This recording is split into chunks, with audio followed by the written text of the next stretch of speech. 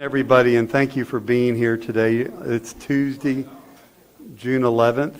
It is 9:02. This morning's invocation will be led by the Reverend Alan Baggett with Connect Church.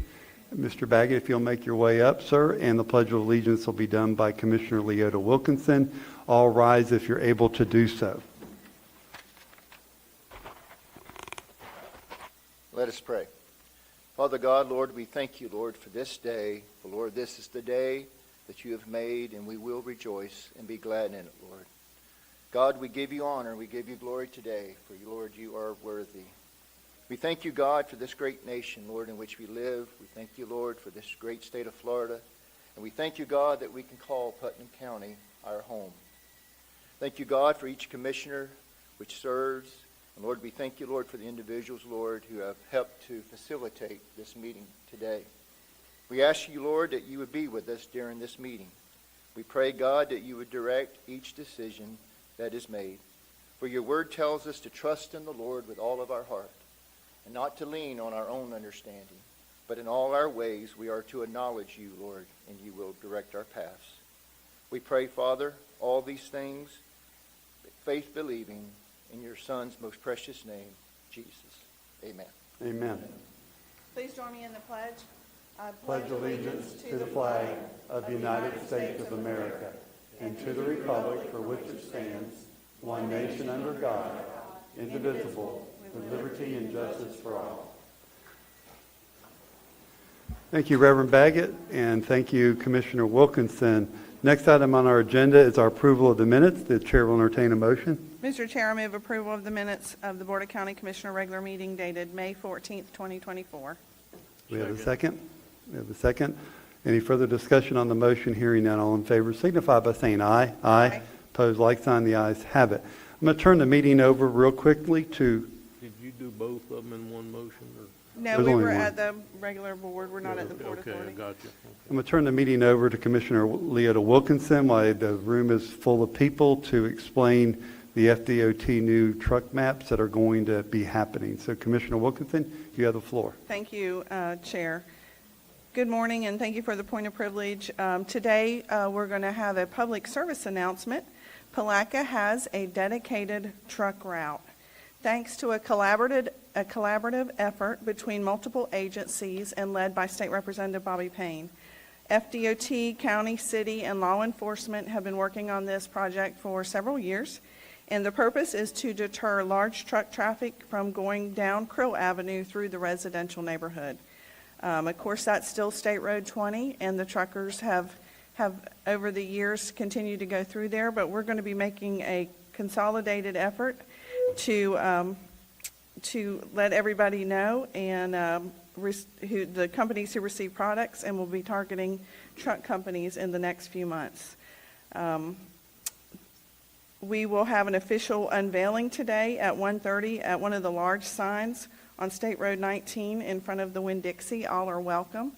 The orange line that you see on here, of course, is the Krill Avenue, and that's what we're going to be trying to prevent and deter and have the large truck traffic stay on the blue-lined road that you see on your map today. Everyone's welcome to attend our unveiling today, and I appreciate your time. I just wanted to put this out there. Like I said, we'll be working on a big, large media campaign to get the information out to the right people. Thank you. Thank you, Commissioner Wilkinson, and I know for years that's been some of our residents have had a problem with that, so kudos go to Representative Bobby Payne and every other agency that worked hard to get this done. This is a good move for Putnam County and safety for our citizens. It is 9 o'clock, so we're going to recess the Board of County Commissioner meeting, go into the Port Authority meeting, call that to order, and the first item of business is the approval of the minutes. Mr. Chair, I move approval of the minutes for the regular meeting March 26th and May 14th. Proper motion. You have a second? Yes. All in favor signify by saying aye. Aye. Opposed, like sign. The ayes have it. Is there any public comment on Port Authority items only? This is your chance to talk about Port Authority, and seeing no one running up, there'll be other topics later on. Mr. Suggs, you have a comment? Yes, sir. I just wanted to give an update to the board on the port itself. You know, we've hired a consultant to help us with Port Development Plan. We have a meeting this morning, I believe it's at 10 o'clock. Mr. Sullivan will be attending a meeting with our local stakeholders and the consultant to help get some more information to move that project forward. Once we get that project to a point where we can bring it back to the board, we will certainly do that. Good. For the public that doesn't understand that why Putnam has an inland port, we do have an inland port. It's been designated by Florida that we have a port. And once the Shands Bridge gets larger than it is, the new bridge goes across the St. Johns River, we'll see a lot more availability to use our port with higher ships that can come in. So it's exciting times. It's going to take a while to get there, but it is an exciting time for Putnam County to be in the port business. Is there any other comments? Is there any general discussion amongst commissioners? Seeing none, we'll end our Port Authority meeting, reconvene our Board of County Commission meeting, and our first presentation, I've asked the Honorable Bill Pickens to read the proclamation. Mr. Pickens, if you and your staff will come up, I'll meet you at the podium. President Pickens. No Pickens.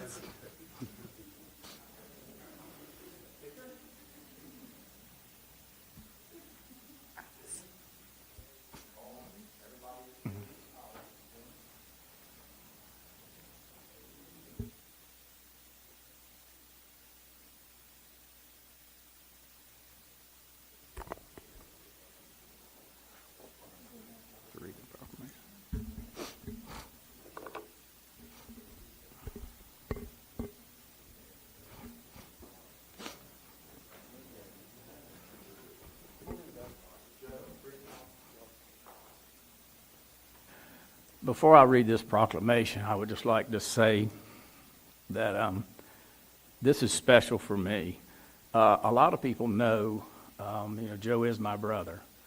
And a lot of people don't know that our father, Bob, who's been gone for 30 years, was a trustee at the college. He was actually the chairman of the board back in the 70s when it was St. Johns River Community College. So for Joe to, after the legislature session he was in from 2008, to be appointed to the board as chairman, as the president, is special. And the work that he has done there has also been special. With the staff that he has put together, from whether it was flow arts, to the regular educational classes, to increase the offerings and bring it to a state college, I think it's something that is pretty special for Putnam County. Joe was a tremendous athlete. We both played football, basketball, but in the spring, he went to the golf course and I went to the baseball diamond. Joe is a true believer in education through athletics. And so the athletic program that he has put together, with the help of a lot of citizens and corporate sponsors, I think speaks volume here. So thank you for allowing me that time, and I will now read his proclamation. Putnam County Proclamation number 2024-059, Lady Vikings Champion Day. Whereas the St. Johns River State College Lady Vikings have achieved the remarkable feat of winning the National Junior College Athletic Association Division II Softball Championship. Whereas entering the tournament as the number 9 seed, the Lady Vikings secured the championship with an impressive 5-game winning streak. Whereas the Lady Vikings concluded the season with an outstanding record of 55 wins, 79 home runs, earning the NJCAA title on their first ever trip to the tournament in school history. Whereas in the addition of this incredible victory, Coach Joe Pound was honored as the FCSAA Division II Coach of the Year. Sophomore center fielder shortstop Kendall Catherwood received the Player of the Year award. Jenny Bothiller, Kaylee Elder, Carolyn Lassiter, Olivia Hanson, Alyssa Ballard, and Princess Arredondo were all named to the first team, while pitcher Brooke Strickland was the second team.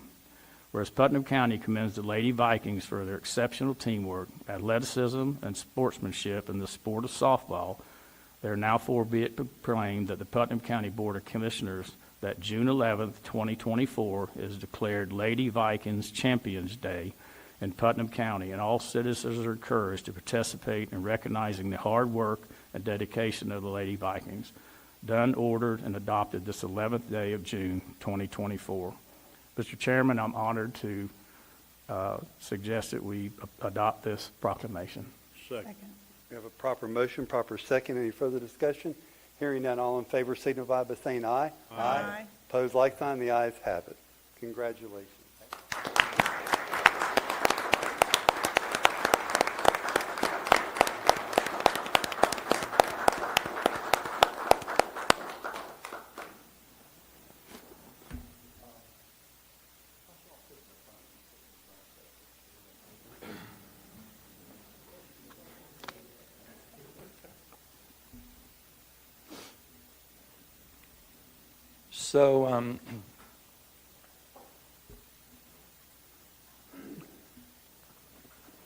So the first thing I want to say is that I know that the vast majority of you didn't come here to learn about the softball program at St. John's River State College. You're here for other commission business, and I'm going to be respectful of that. But at the same time, this is a once-in-a-lifetime occurrence for the college and for Putnam County. And for those of you that don't know me, this should be one of your worst nightmares, which is me with a microphone in front of people. And I've enjoyed my post-legislative career settling in as Bill Pickens' brother, and that's been just fine with me. But today, I am indeed proud to be the president of St. John's River State College, and more importantly, I'm proud to be your president from Putnam County, born and raised in Crescent City, and moved to the big city when I became an adult. And so let me tell you what we're going to do. I'm going to introduce a few people, and I know that you didn't come here to watch a softball game, and so we've done you the favor of reducing it down to about 4 minutes and 20 seconds. So for those of you that when we turn the video on and you're wondering, oh my gosh, how long is it going to last? It's only going to last about 4.5 minutes, but it really is important for you to understand not just that these young ladies won, but how they won.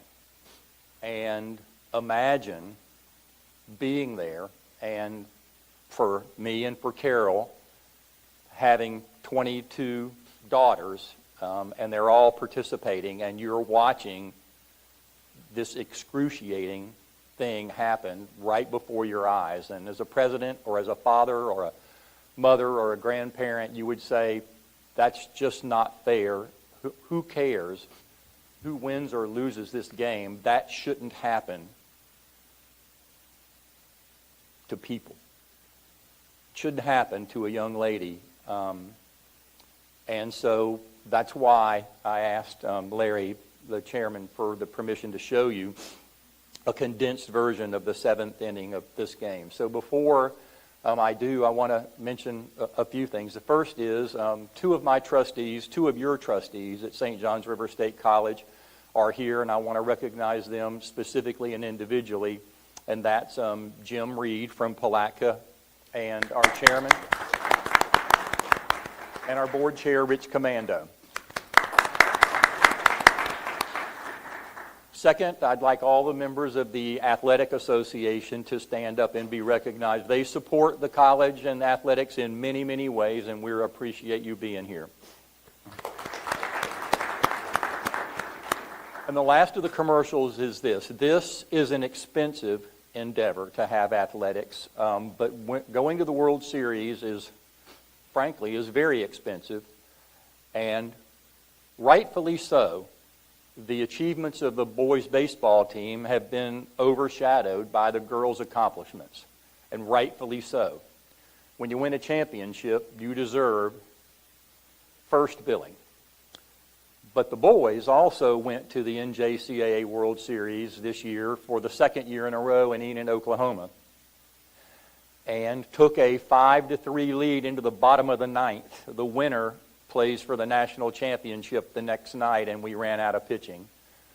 And LSU Eunice, the eventual national champion, won the next night 9-3 to become the national champion But they scored 3 runs in the bottom of the ninth and beat us 6-5 in what was really heartbreaking for us and for Coach Jones. But with 6 players, contributors, 3 starters, lost for the season to injury, this was certainly, I think, Coach Jones' most remarkable coaching effort in taking this team with the injuries that we've had all the way to the brink of playing for the national championship. And I'll also say that, and Bill mentioned it, the term student athlete is much maligned, and rightfully so. Rightfully so. But at St. John's River State College, it's always going to be meaningful, at least as long as I'm the president here. And to that point, the average grade point average of a non-athlete student at St. John's River across the entire college, Palatka, St. Augustine, and Orange Park, is about 3.1. The men's baseball team's grade point average is 3.28.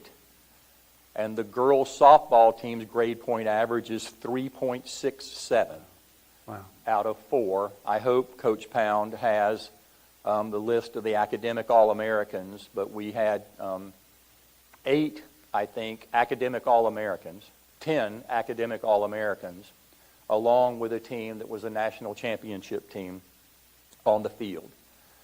Sending the girls to Greenville-Spartanburg and the boys to Enid, Oklahoma at the same time was expensive, and I want to specifically thank a group of local folks who, when I called, stepped up and helped pay for the cost.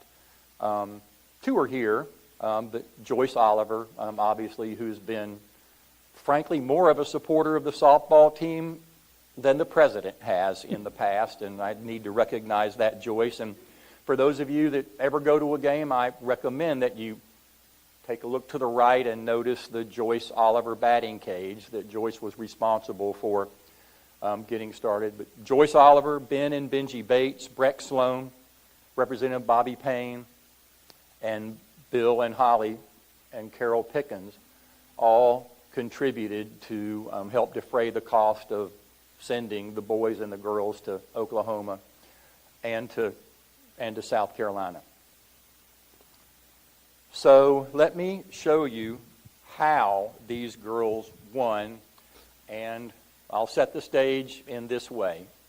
We had to go to Alabama to win the region for the opportunity to go to the NJCA World Series, and the girls lost, meaning they had to win 5 games in a row to win the region and go to the NJCAA World Series, and they did just that. And then they draw a 9 seed. Now, this is a team from Florida, and it's a team that has won 50 games at that point, and half of our 15 losses are to Division I teams, yet we draw a 9 seed. Well, the privilege of the 9 seed is you get to play the 8 right off the bat, and we beat the 8. Well, you know what? If you beat the 8, your prize is to play the 1. And so when we beat the 1. And then on our way to the national championship game, we also beat the 6 and the 4 and the 5. We were the visiting team every single time.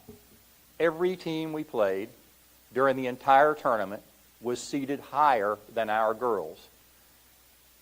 And the girls knew that they were disrespected. Frankly, I think on the championship rings that they get, there's going to be 9 fingers.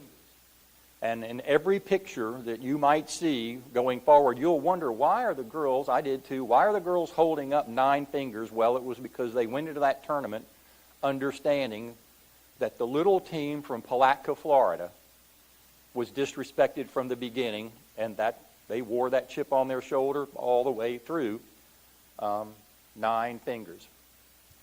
And so we go to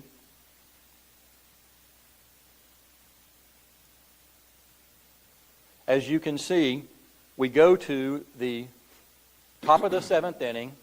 Girls play 7 innings, and there are 2 outs, and we have a 4-1 lead. So I've made my way down to the dugout so I can go out on the field to congratulate the girls on the college's first national championship with only 1 out to go. And watch what happens.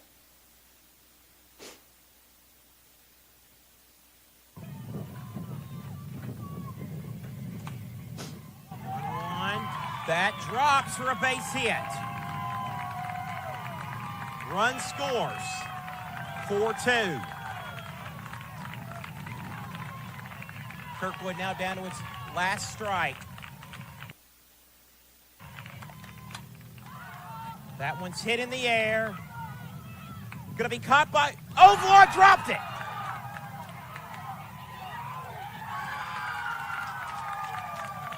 One-run game. That one is hit in the air. That's gone! You cannot believe what has just happened. Hate to rip it off. Did we just see what we think we just saw? Wow!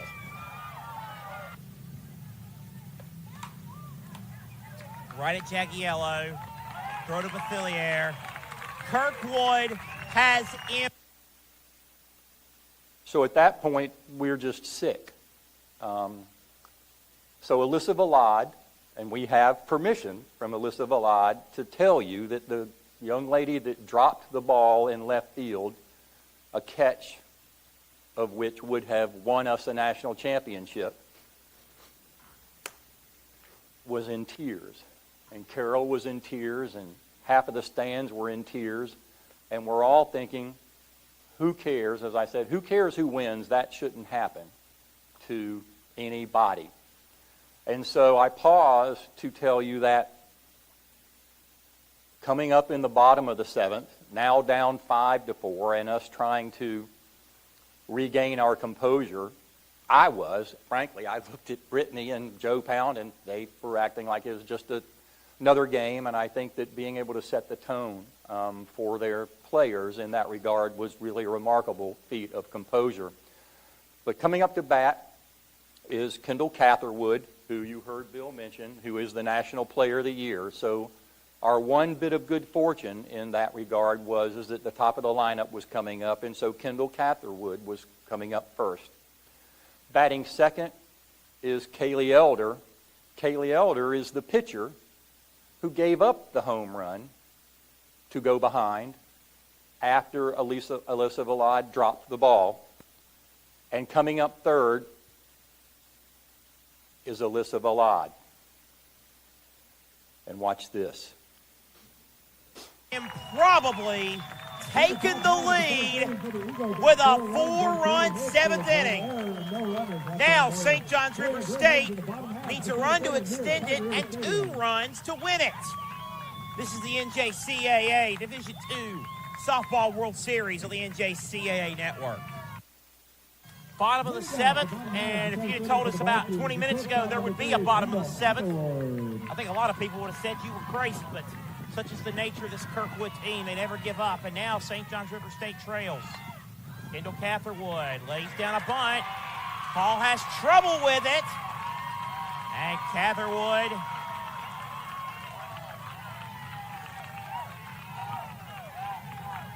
on at first, tying run aboard. Winning run now comes to the plate. Count 1 and 2. Outside, Catherwood's going for second, and she's in there. The tying run is now in scoring position. 2-2 hit well into left field. That goes over VTech's head. They're going to wave Catherwood home. We are tied. Alyssa Valade, who, of course, dropped would have been the game-clinching out. Now trying to write her own GOAT to hero moment. Goat to hero. Imagine being her parent and listening to that.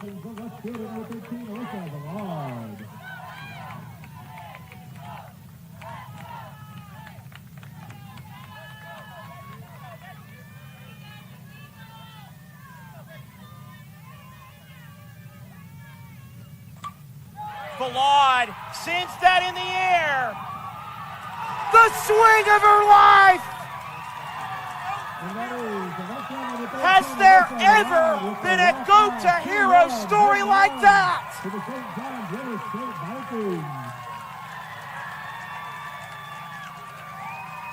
What a way to win a national championship. And St. John's River State shows that sometimes the new kid on the championship block is indeed the best.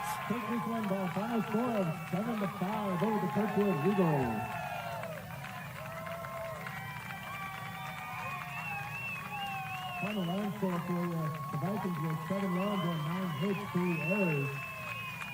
The Eagles were 5 runs on 10 hits, 3 errors.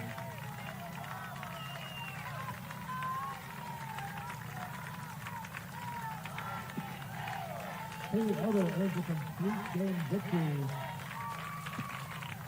One of which Jim Stage was trying to get the loss. Hollywood would have a hard time coming up with a script like that.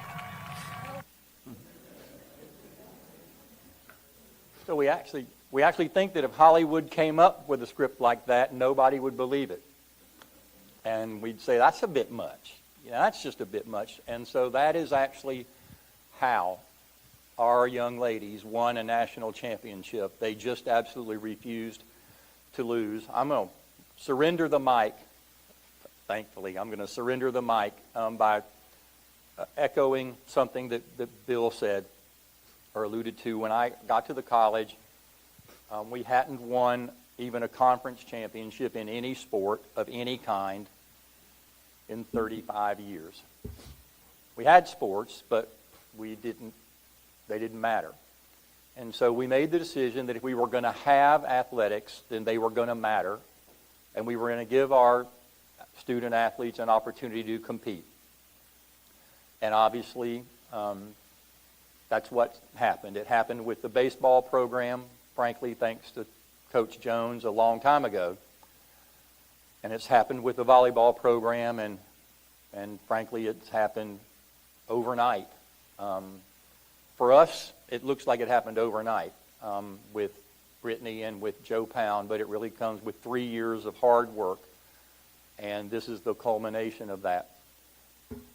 I learned way more participating in athletics than I ever did being in student government or anything else, frankly, about life and about teamwork and about sacrifice. And I hope that y'all, thank you for indulging me in this. I hope you have an understanding, and maybe you'll share it with your neighbor, of why, and I'm quoting others, why St. John's River State College, some say spend, some say waste so much money on athletics. It's because giving these young ladies the opportunity to work hard and experience what they've experienced, and our young men too, I think is worth it. The next president may not believe that that's the case, but for me and for Putnam County and for Palatka and for St. John's River State College, where our athletics have always been, athletics are always going to be an important part of that campus, as important as the Florida School of the Arts and as important as our other programs. And this is really a culmination of all of that work. I'm going to ask Joe Pound and Brittany to come up, and neither of them talk much. Just to talk to you just a minute about the achievements of the girls and what was going through their minds, and then we'll be done. And I had also asked Larry if it would be possible for us to have in our county something like that sign, so that everybody that comes in to Putnam County from the north, the south, the east, or the west knows that this is Putnam County, Florida, the home of champions. And so I thank Larry for that, and I'll look forward to seeing those out there. So Joe and Brittany, come on up, and can I get a round of applause, please, for the national championship coaches?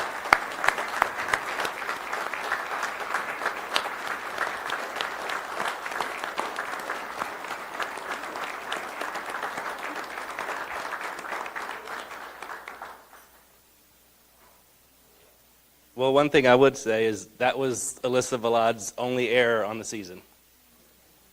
She made one error in the outfield all season, and it was that play. So it's kind of funny, though, the whole situation, because Brittany will tell you, I'm a hitting guy.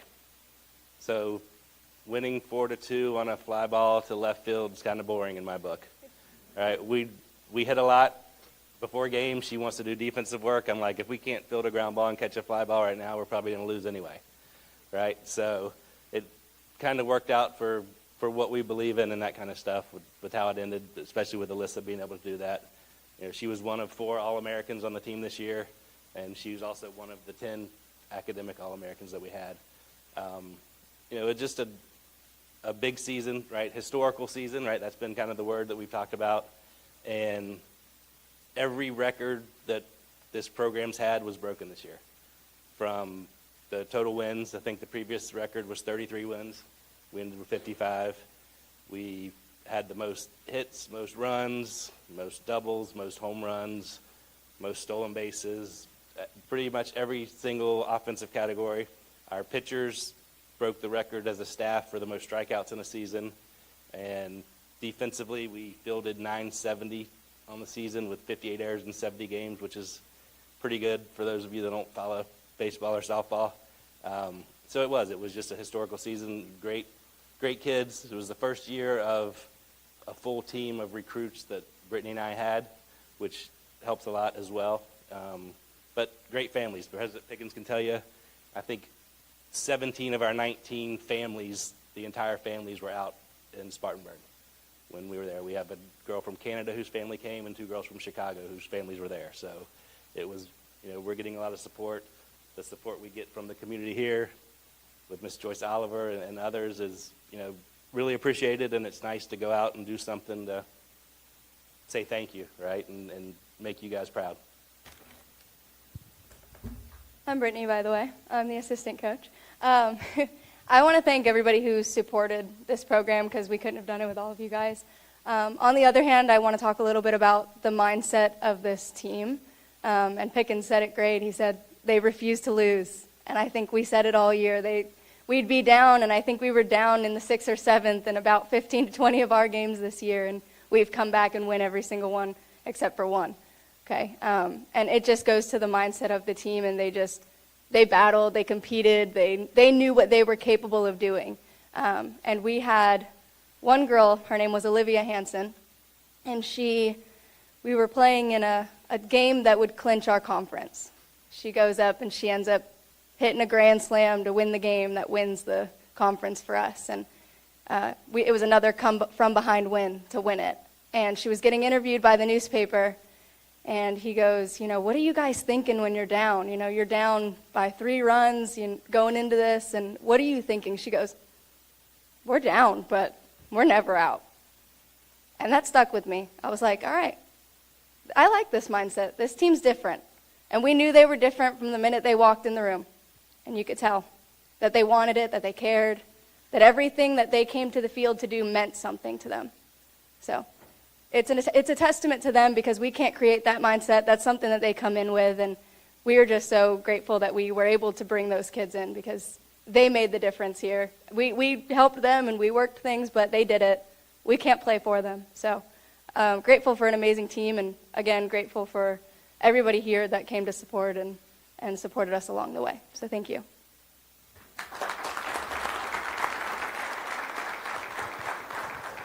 So the last thing I'd like to do is we could get the commissioners up. I'd love to get a picture with Victor and the coaches in front of the sign that y'all had created. But before you do, let me have one last thank you to the commissioners and to the audience. Coach Jones knows this. Coach Jones is from Palatka. Coach Jones could be coaching in the SEC right now if he chose to, and he's chosen to stay home. And he's chosen to stay home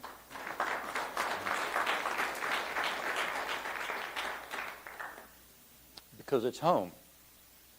Joe is here because it's home. And Brittany is going to one day make this her home, we hope. What I want to say to you is that being the president of a state college in Florida is a really good job. I highly recommend it.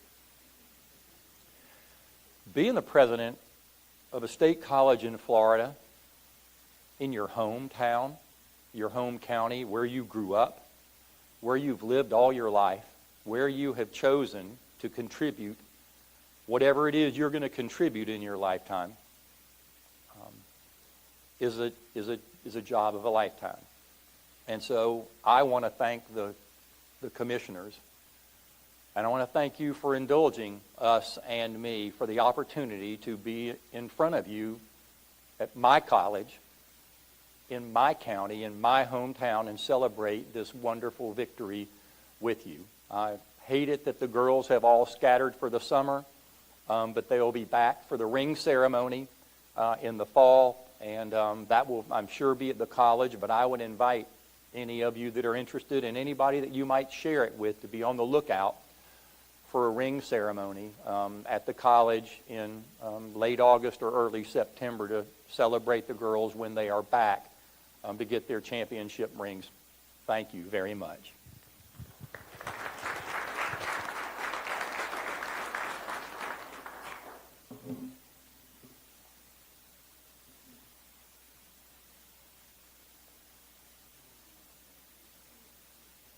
Okay, on behalf of Chairman Harvey, the Board of County Commissioners, Administrator Suggs, and all our staff, it's my honor to present this sign to President Pickens, Coach Pound, and all the staff at St. John's River State College. And Commissioner Harvey, Chairman Harvey, said that these will be put at every entrance, major entrance to Putnam County. And I think it's just fabulous of what has taken place here, and I'm just so proud of everybody. So congratulations. Can we get our truck?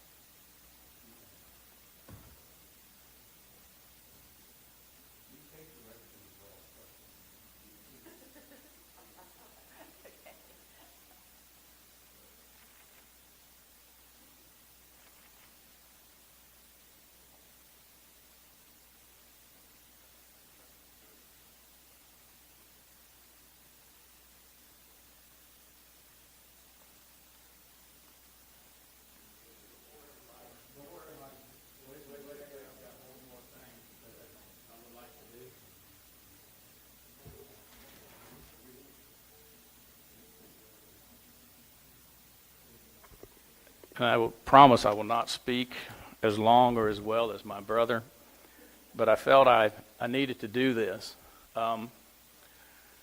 We have one of our staff, a beloved member of our staff, Miss Julianne Holmes Young, who's an alumni of St. John's River Community College.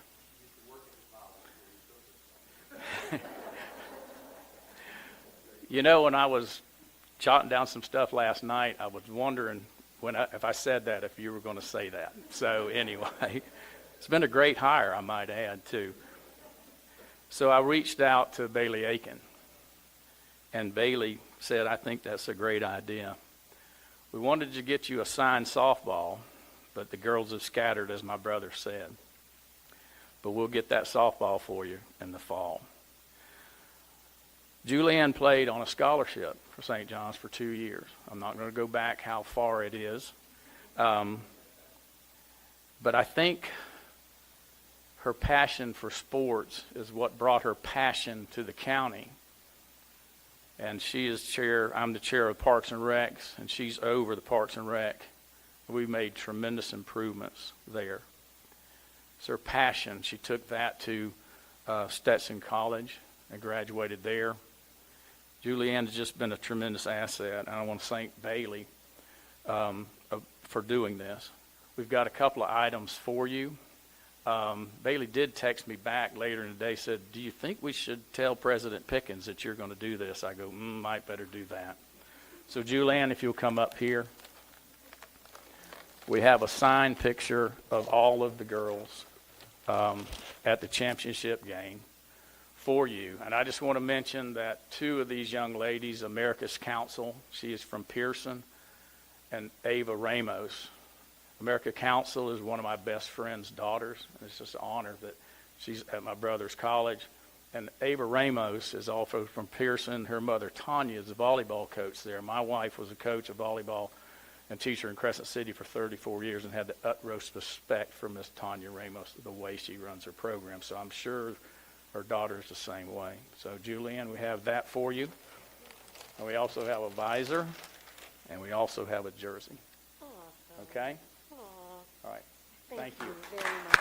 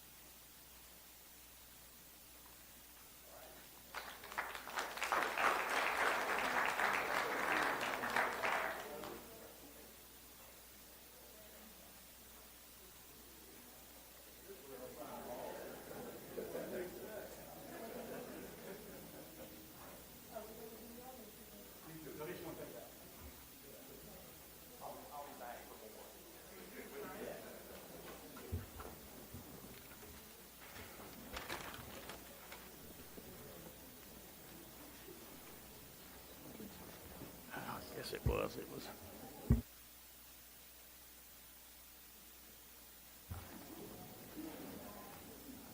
Such a great time. Give me one of them. What's that? Anyone? For me. Well, thank you, everyone, for allowing that to take place. I think it's well, I'll say, I've always said since the time I've been here, this is some of the favorite parts of our meeting, that we get to acknowledge exceptional people in our community and the Athletic Association, the board, the trustees, President Pickens, and the athletic ladies Vikings softball team, and also the boys baseball team. Really can put Putnam County on the map. And from what I understand, the phone's ringing off the hook for people to come to Putnam County and play. And anytime we can get publicity like that, you can't buy that kind of publicity. You're fixing to hear about another event that you can't buy that kind of publicity with. But it just makes Putnam County shine in such a wonderful, positive way. And we all want to move Putnam County forward in that process. So, commissioners, thank you for allowing that to take place. That was a long presentation, but I'm going to tell you it's worth every moment of our day to do that. So thank you. We'll move down to Dana Jones with the Chamber of Commerce, and going to bring us up to the Bassmaster Elite event wrap-up. Ms. Jones, you have the floor. Don't you hate following Joe? Yes, thank you. Dana Jones, Putnam County Chamber. Spent my career trying to avoid speaking after President Pickens. This is the second time that's happened at this meeting, so I think I need to make better friends with the agenda coordinator, maybe. I believe I have a video that's supposed to start. Maybe. Richie's on as well. Oh, there he is.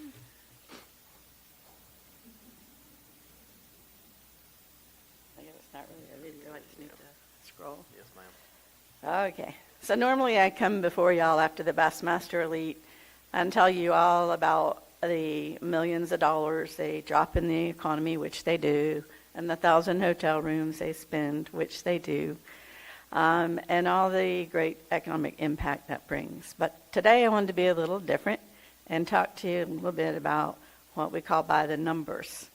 So here's just some pictures, and I don't know how he made that work because I'm obviously not able to.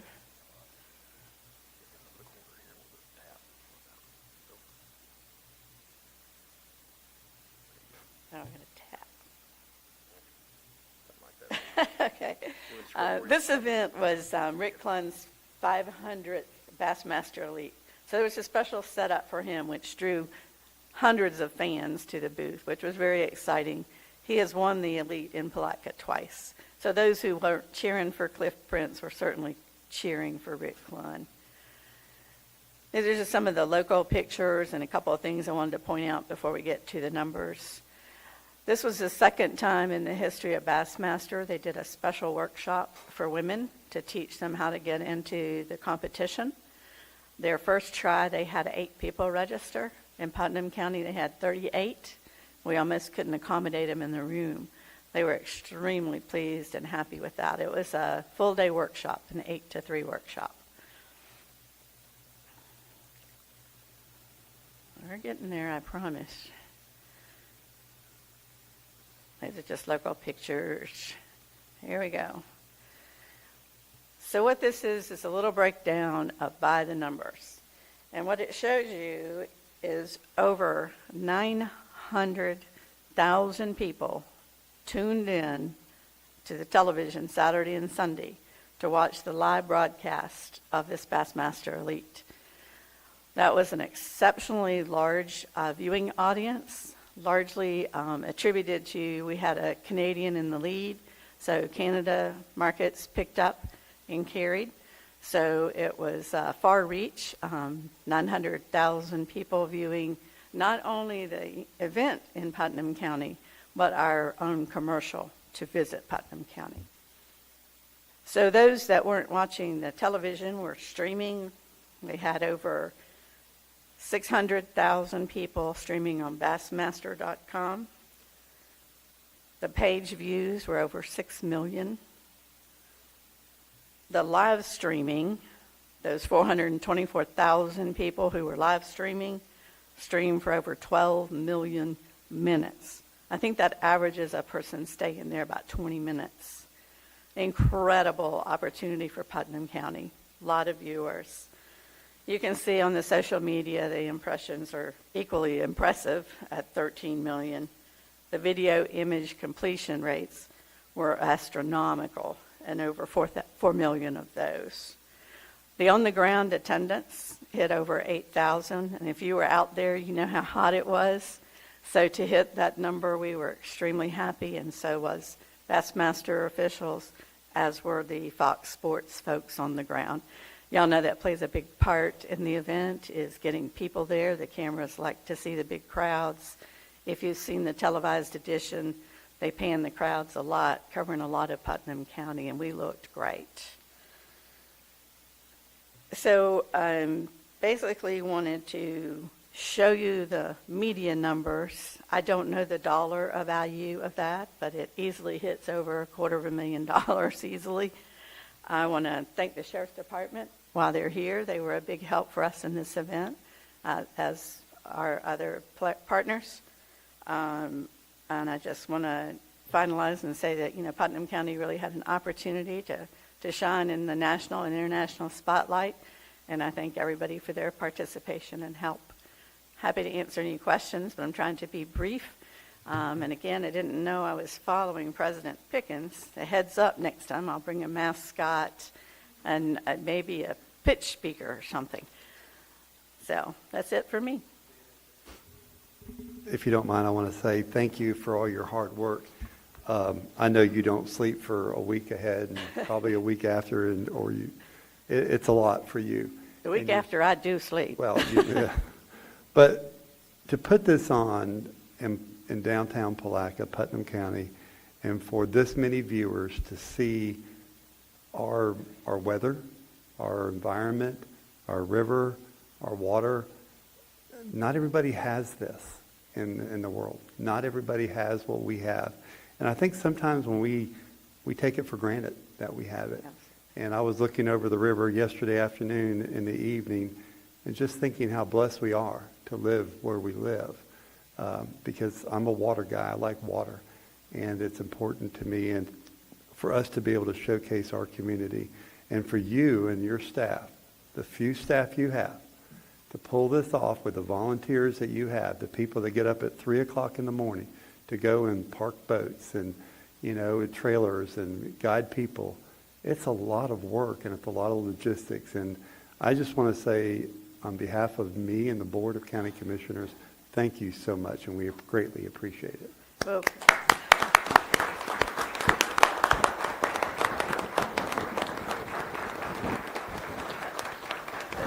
to your point, Larry, we couldn't do it without a great staff and a great group of volunteers. We had probably over 30 volunteers, and I don't mean volunteers that come for an hour. I'm talking volunteers that come every day like us, 3 and 4 in the morning, Thursday, Friday, Saturday, Sunday, Wednesday for setup, Monday for takedown. So it is a lot, and our volunteers are awesome. Our community is awesome, and thank you. Thank you. Thank you. All right. Next on our agenda, Ms. Lori Parker. If you'll come forward, you have an employee of the quarter.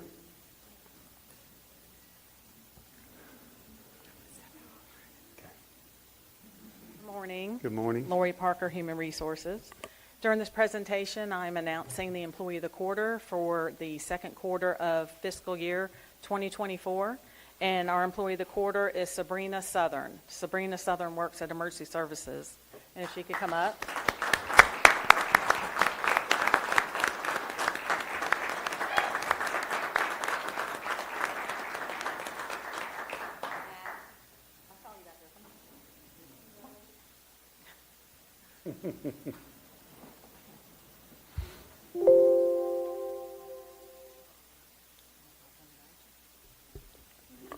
Just a couple words about Sabrina.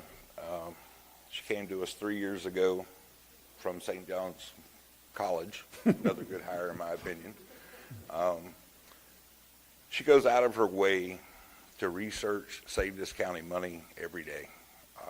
I throw things at her to purchase, and she'll come back to me, I found this somewhere else much cheaper. So she's always looking out for the county. She also has to deal with all the volunteer fire chiefs and ordering and supplies that goes on to keep the fire service running.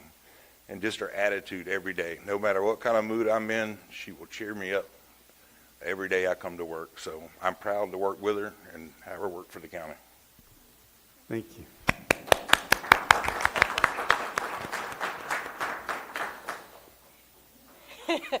Y'all don't know what a blessing she is to me, but she is an amazing employee. I love all my girls, but to have her as employee of the quarter, she's earned it. She deserves it because she works herself into a frizzy a lot of times. And she is so appreciated.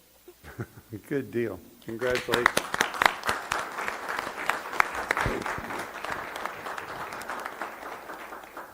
Let's get a picture.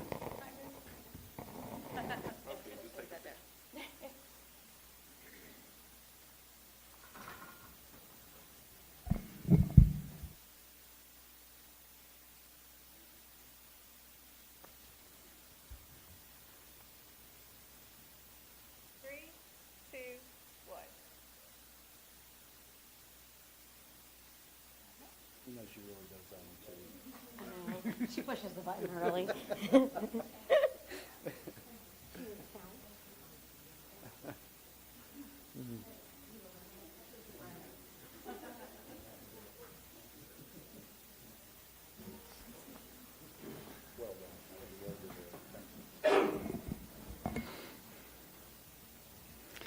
Next on our agenda, Mr. Matt Reynolds, Clerk of the Court, the Honorable Matt Reynolds, with an employee recognition.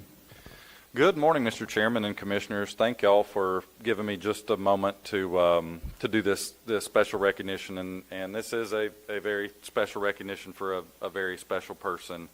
Mrs. Sherry Jones, if you will make your way up. It's with great sadness that I inform everybody that Mrs. Jones will be retiring after 35 years of service with the She's clerk's not old enough office. to And retire. I know most of you probably know Mrs. Sherry, and she is probably one of the most selfless people I think I've ever met. And she, again, like what Lori just said about Mrs. Southern, Sherry goes above and beyond for the clerk's office. Her whole heart is in the clerk's office, and the things that she's had to endure personally over the past few years now has been truly tremendous. And the one thing I can say is I've had to tell her over and over again, don't worry about the clerk's office, we've got it, but it never fails. Something happens in her life, and the first thing she worries about is the clerk's office. So I just want to tell her thank you from the bottom of my heart. Thank you, thank you, thank you for all of the years that you have dedicated to this county and to the clerk's office.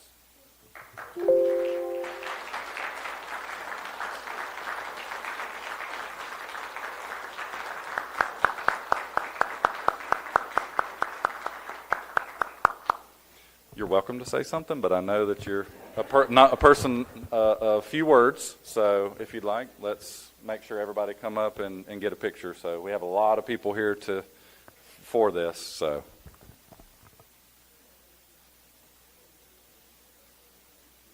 Everybody come on up.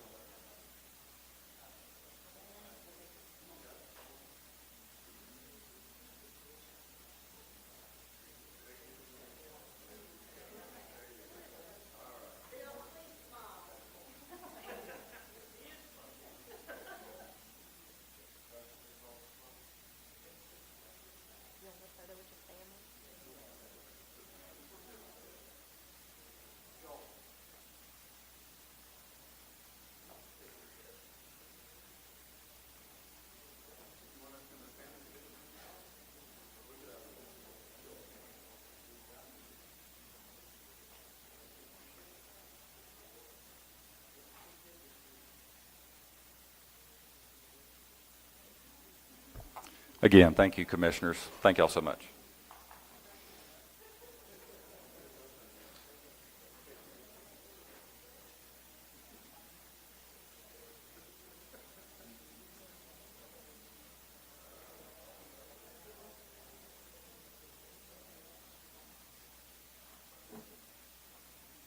We're going to take a 2-minute recess.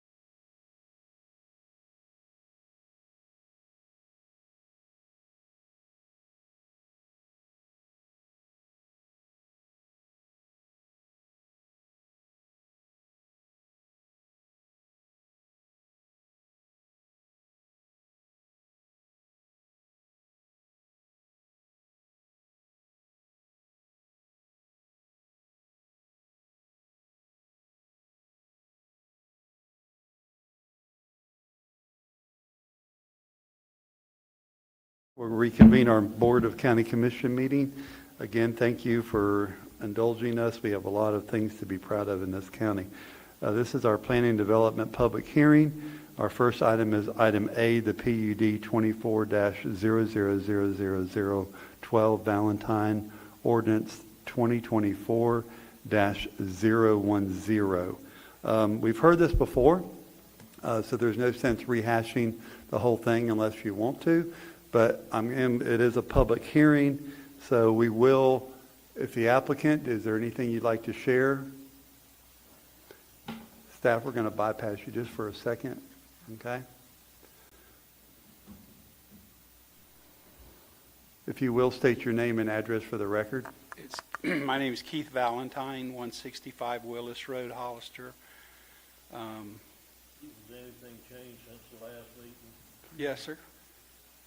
Only thing that changed is I just needed to say behind the college two things. I know we make a quick decision, but I want to tell you two things and confess one thing. I love the college. I was there when I was a little boy playing basketball, and I was at college going, so I'm alumni for that. So it was neat to be able to have the college here for that. One quick thing is I want to confess, they used to have a vending machine out by the gym there, and it would pop down a plastic cup, and you could put a dime in, and you'd get your cold drink.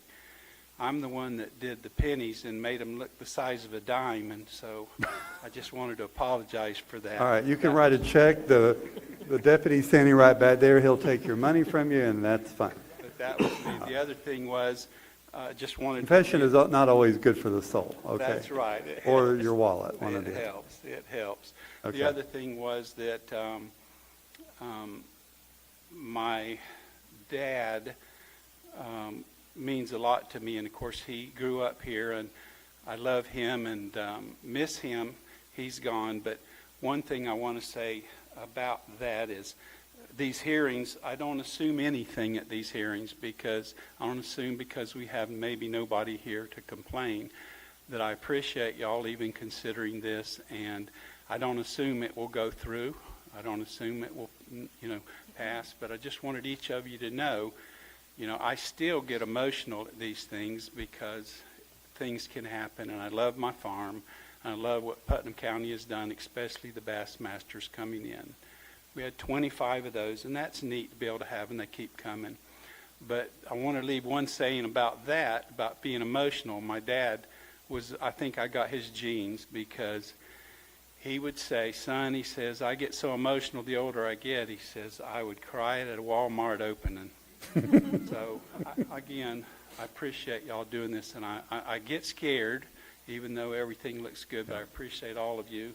I think what my park has done for me is it has helped us out, and I've put so much money back into it. And the good thing about it is we've built it without owing anybody anything. And so the only person I owe is in one of this audience. Here's the tax collector, Tim Parker. So Property appraiser, Mr. That's Parker. right. Yeah. And Linda, she's not here, but I just wanted to say if y'all would really consider letting us continue on like we're going, we're only asking for two things, and that's a 10-foot setback and the additional units. And we put our money back in Putnam County, camping just like my dad taught all of us, being from this county. Thank you. Thank you, Mr. Valentine. Okay, is there anybody here in the audience that would like to speak in favor of this application? Anybody want to speak in opposition of this application? I will close the public hearing portion of this PUD. Ex parte. I'm sorry?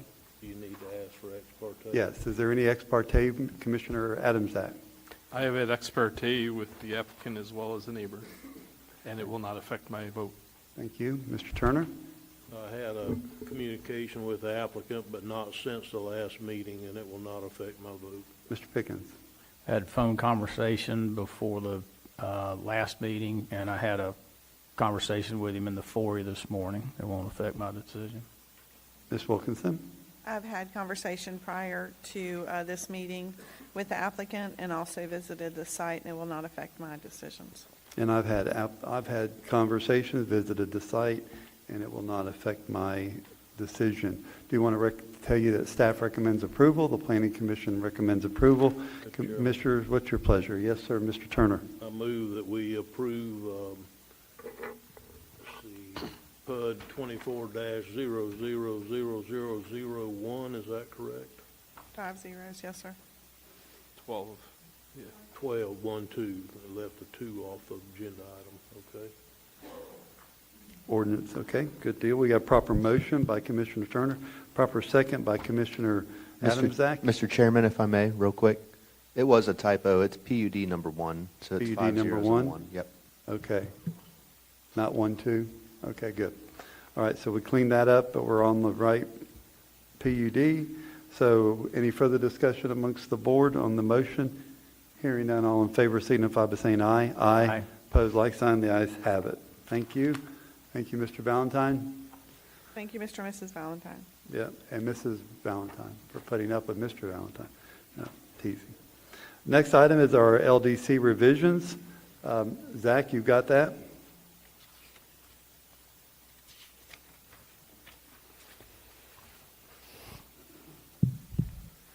Thank you, Commissioners. I'm in a bit of a pickle because I didn't prepare anything. So before I strike out on speaking too much, I will defer to the consultant and let him come up here and pitch to you all what has been proposed. Thank you. I do want to, Mr. Spofford, if you don't mind, draw your attention, Commissioners, to page 394 of your packet. That's where a change was made at the last meeting, where now it's going to be the committee, the Administration Deviation Committee will be comprised of 2 Deputy County Administrators, the Executive Director of Planning Development Services, Executive Director of Public Works, and the Senior Divisional Planning Manager. I think that was one of the changes we made at the last meeting, and I wanted to bring your attention to that. And staff is agreeable to that change. That's correct. Okay, That is so- correct. In Mr. your agenda Spofford, any other packet, page changes? 80. Go ahead, sir. In your agenda packet, page 80, there is a one-page summary of all the changes that were made from the joint planning and county commission meeting. There are 3 categories. The first category at the top is the changes that were made at the hearing based on staff and my notes. And then in the middle, there are some additional changes requested by staff. And then at the end, there are some additional cleanups that we have identified as a consultant. Okay. Commissioners, any questions for Mr. Turner? Yes. On the second category, following the list of revisions that are requested by staff, I understand what we're doing there, but I guess the question that I would have on it would be, does that mean they still have to have a minimum of the 20 acres or whatever that it called for somewhere else, or can it be done under the PUD on a smaller area of land with this change? So the acreage requirement did stay the same. However, that would not prevent any applicant from requesting a waiver from the Board of County Commissioners to reduce that acreage requirement from And that 20. would be in the PUD process, not a separate requirement to go before ZBOA to make the change before they could submit their PUD. Yes, sir, that's correct. They could do it all through the PUD process. Okay, that's the only question I had. The other question would be, Ray, have you already incorporated the changes on the top part of this that were made at the Planning Commission joint meeting? Yes, everything on this page has been incorporated into the draft that's in your packet. Okay, so basically it's an outline of the changes that were made. That's right. Okay. That's all I had, Mr. Chairman. Thank you. Any other comments from commissioners? Okay, it is a public hearing, so we will open it up. Ms. Ashley, do we have any cards? Okay.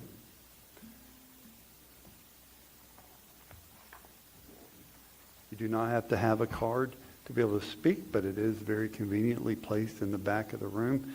We will give you 3 minutes to address it, and if you go over, it's not a big deal, but we'll just ask you to try to keep your comments to a minimum.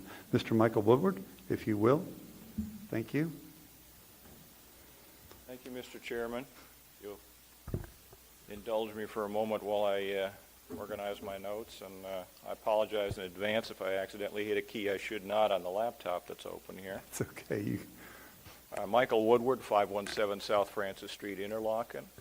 I'm here today to offer 3 specific suggestions that could possibly head off some confusion arising from the implementation of the new procedures for appealing decisions from the Administrative Deviation Committee. The relevant section is section 45-836, subsection 12, which reads, decisions of the committee may be appealed to the Zoning Board of Adjustment within 30 days of the decision. Decisions of the committee may be appealed by any county commissioner to the Board of County Commissioners within 30 days of the decision. First, I noticed that section 45-1082, subsection F, says that appeals of SUP decisions, including SUP decisions made by the ADC, shall be to the circuit court. This appears to be a conflict. So my suggestion would be to replace the last sentence of section 45-1082F with the following 2 sentences. Appeals of special use permit decisions rendered by the Zoning Board of Adjustment shall be to the circuit court. Appeals of special use permit decisions rendered by the Administrative Deviation Committee shall be as provided in section 45-836. Secondly, while section 45-836 subsection 12 provides for appeals... Mr. Woodward, hang on a second. Mr. Turner has a question for you. Yes, sir. Did you get that, Ray? Okay, thank you. Sorry for interrupting you. And hang on a minute. Zach, did you get that also? I heard it. I'm still writing it down, but Okay. I understand. Okay, because I think that's where you and I were kind of talking yesterday, not in that depth, but yeah. Okay, go ahead, Mr. Woodward. I'm sorry. Second, while section 45-836 subsection 12 provides for appeals of Administrative Deviation Committee decisions to the Zoning Board of Adjustment or the Board of County Commissioners, it does not specify whether those appeals will be heard de novo or if they will be limited only to a review of the record made in the ADC's proceedings. As I think it is the case, what you all have in mind...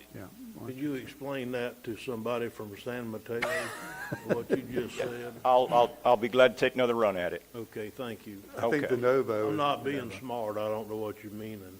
Oh, okay. I apologize. I'll give it another try here. Dumb it down a little. All right.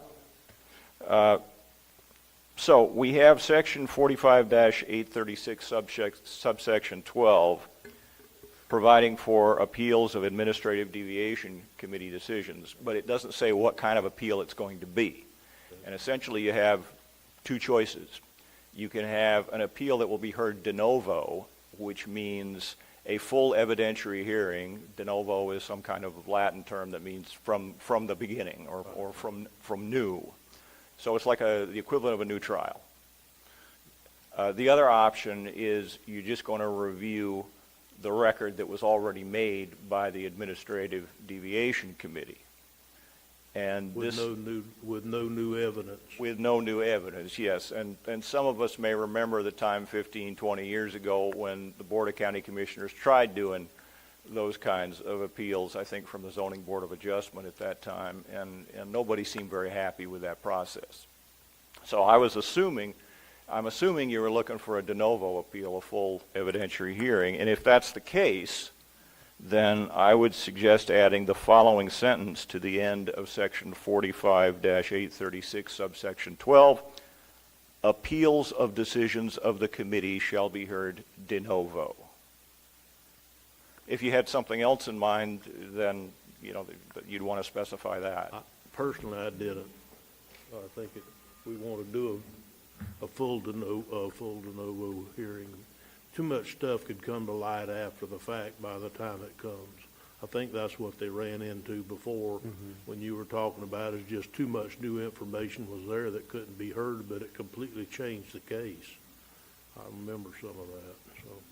Yeah, I remember the board as well as the public were pretty frustrated by trying to do that as a record-limited review of previously submitted evidence. That just didn't work out well in the context of a public hearing. Okay, thank you. Mr. Commando, do you have a problem with that? No. Mr. Chairman, I would certainly recommend both those changes be added. Okay. Did you get that, Ray? Okay. Zach, you're good? Okay, go right ahead. You got one more. Okay, got one more. And this is a little more complicated, but not much. Also, what's unclear in Section 45-836, subsection 12, is the relationship between the two different appeals that are described there, or that are mentioned there. There would be appeals to the Zoning Board of Adjustment, which presumably would be appeals brought by the applicant or some other adversely affected aggrieved party, and appeals to the Board of County Commissioners, which could be made by any county commissioner. And when you think about it, there are a lot of questions that come up about what an appeal by any county commissioner would really mean in practice. Would that mean that the county commissioner becomes the appellant, in fact, an actual party to the appeal? If so, does he or she recuse himself or herself from hearing the appeal when it comes before the BOCC? Or is the county commissioner not really appealing to the BOCC, but instead accepting jurisdiction on behalf of the BOCC of an appeal that the party aggrieved by the ADC's decision has already initiated? Mr. Woodward, I had that same question yesterday. So if you don't mind, I'm going to turn it over to Zach, because he might be able to go ahead and clarify that. Zach and Rich. Yeah, we did that yesterday for a while. So maybe he might be able to give you your answer and we move on, or it might not satisfy you. What I'm suggesting is that whatever answer you come up with, whatever answer your staff has, ought to be in the text of the ordinance so that people know what the deal is. I don't disagree. Hang on for the answer, and we'll see if we can make that happen. Zach? Thank you, Commissioners, and thank you, Mr. Woodward, for a very thought-provoking suggestion. I do believe the intention was that a commissioner would be the appellant aggrieved by the person's request or deviation that may or may not be granted. I think that it could get kind of into a tricky situation of governing if an individual, say from District 5, comes to the commissioner for that district and says, I got a real big problem with what the ADC just granted, and then thereby is more or less using that commissioner to take their appeal in front of the BOCC, whereas that citizen who is aggrieved would have the ability to appeal directly to the ZBOA. I know it can be tricky to try and have a burden of proof on Commissioner, how were you aggrieved by this person's request? I believe that was the intent. That's all I have to say on that. On the other side of that discussion, though, and the reason that it was put in like it was that to make it to where somebody doesn't have to go hire an attorney and go and sue through the courts for an administrative deviation. We all know that no matter how hard you try, you don't know what's going to blow up. We don't know what issue is going to get, we think is completely benign, but a month from now it turns into a big issue, and it's been like that forever and will never change. And so I think that the commission being a commissioner being able, hopefully a commissioner will be strong enough to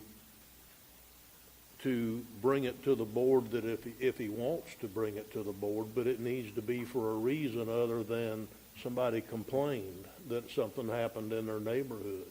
And then even if that's the case, the other commissioners would be there to make the decision. It's not one commissioner making the decision. The one commissioner only makes the decision to appeal it to the board. So I kind of think that needs to be in there. I really do, just for no other reason than you'd never know which one of these need to come to the board. Well, I have a few more questions that might come up that maybe we ought to think about ahead of time, and then I will make a suggestion for what might fix the problem, or some of it at least. Chairman, I know that he's up on his time, but I'd kind of like to hear what he has to say, if you don't mind. I'm with you. Go right ahead, sir. Mr. Chairman, before we move forward, can I just clarify, Commissioner Turner, did you, in your response, did you imagine that the BOCC member that raised the appeal to the rest of the commission, would they recuse or would they be involved in the vote? Well, I always thought they would be involved, but I need to talk to my attorney about that. Yeah, no, I mean, they wouldn't recuse because they're not a adversely affected party. It really sounds like you're taking the input of a citizen or somebody that is affected.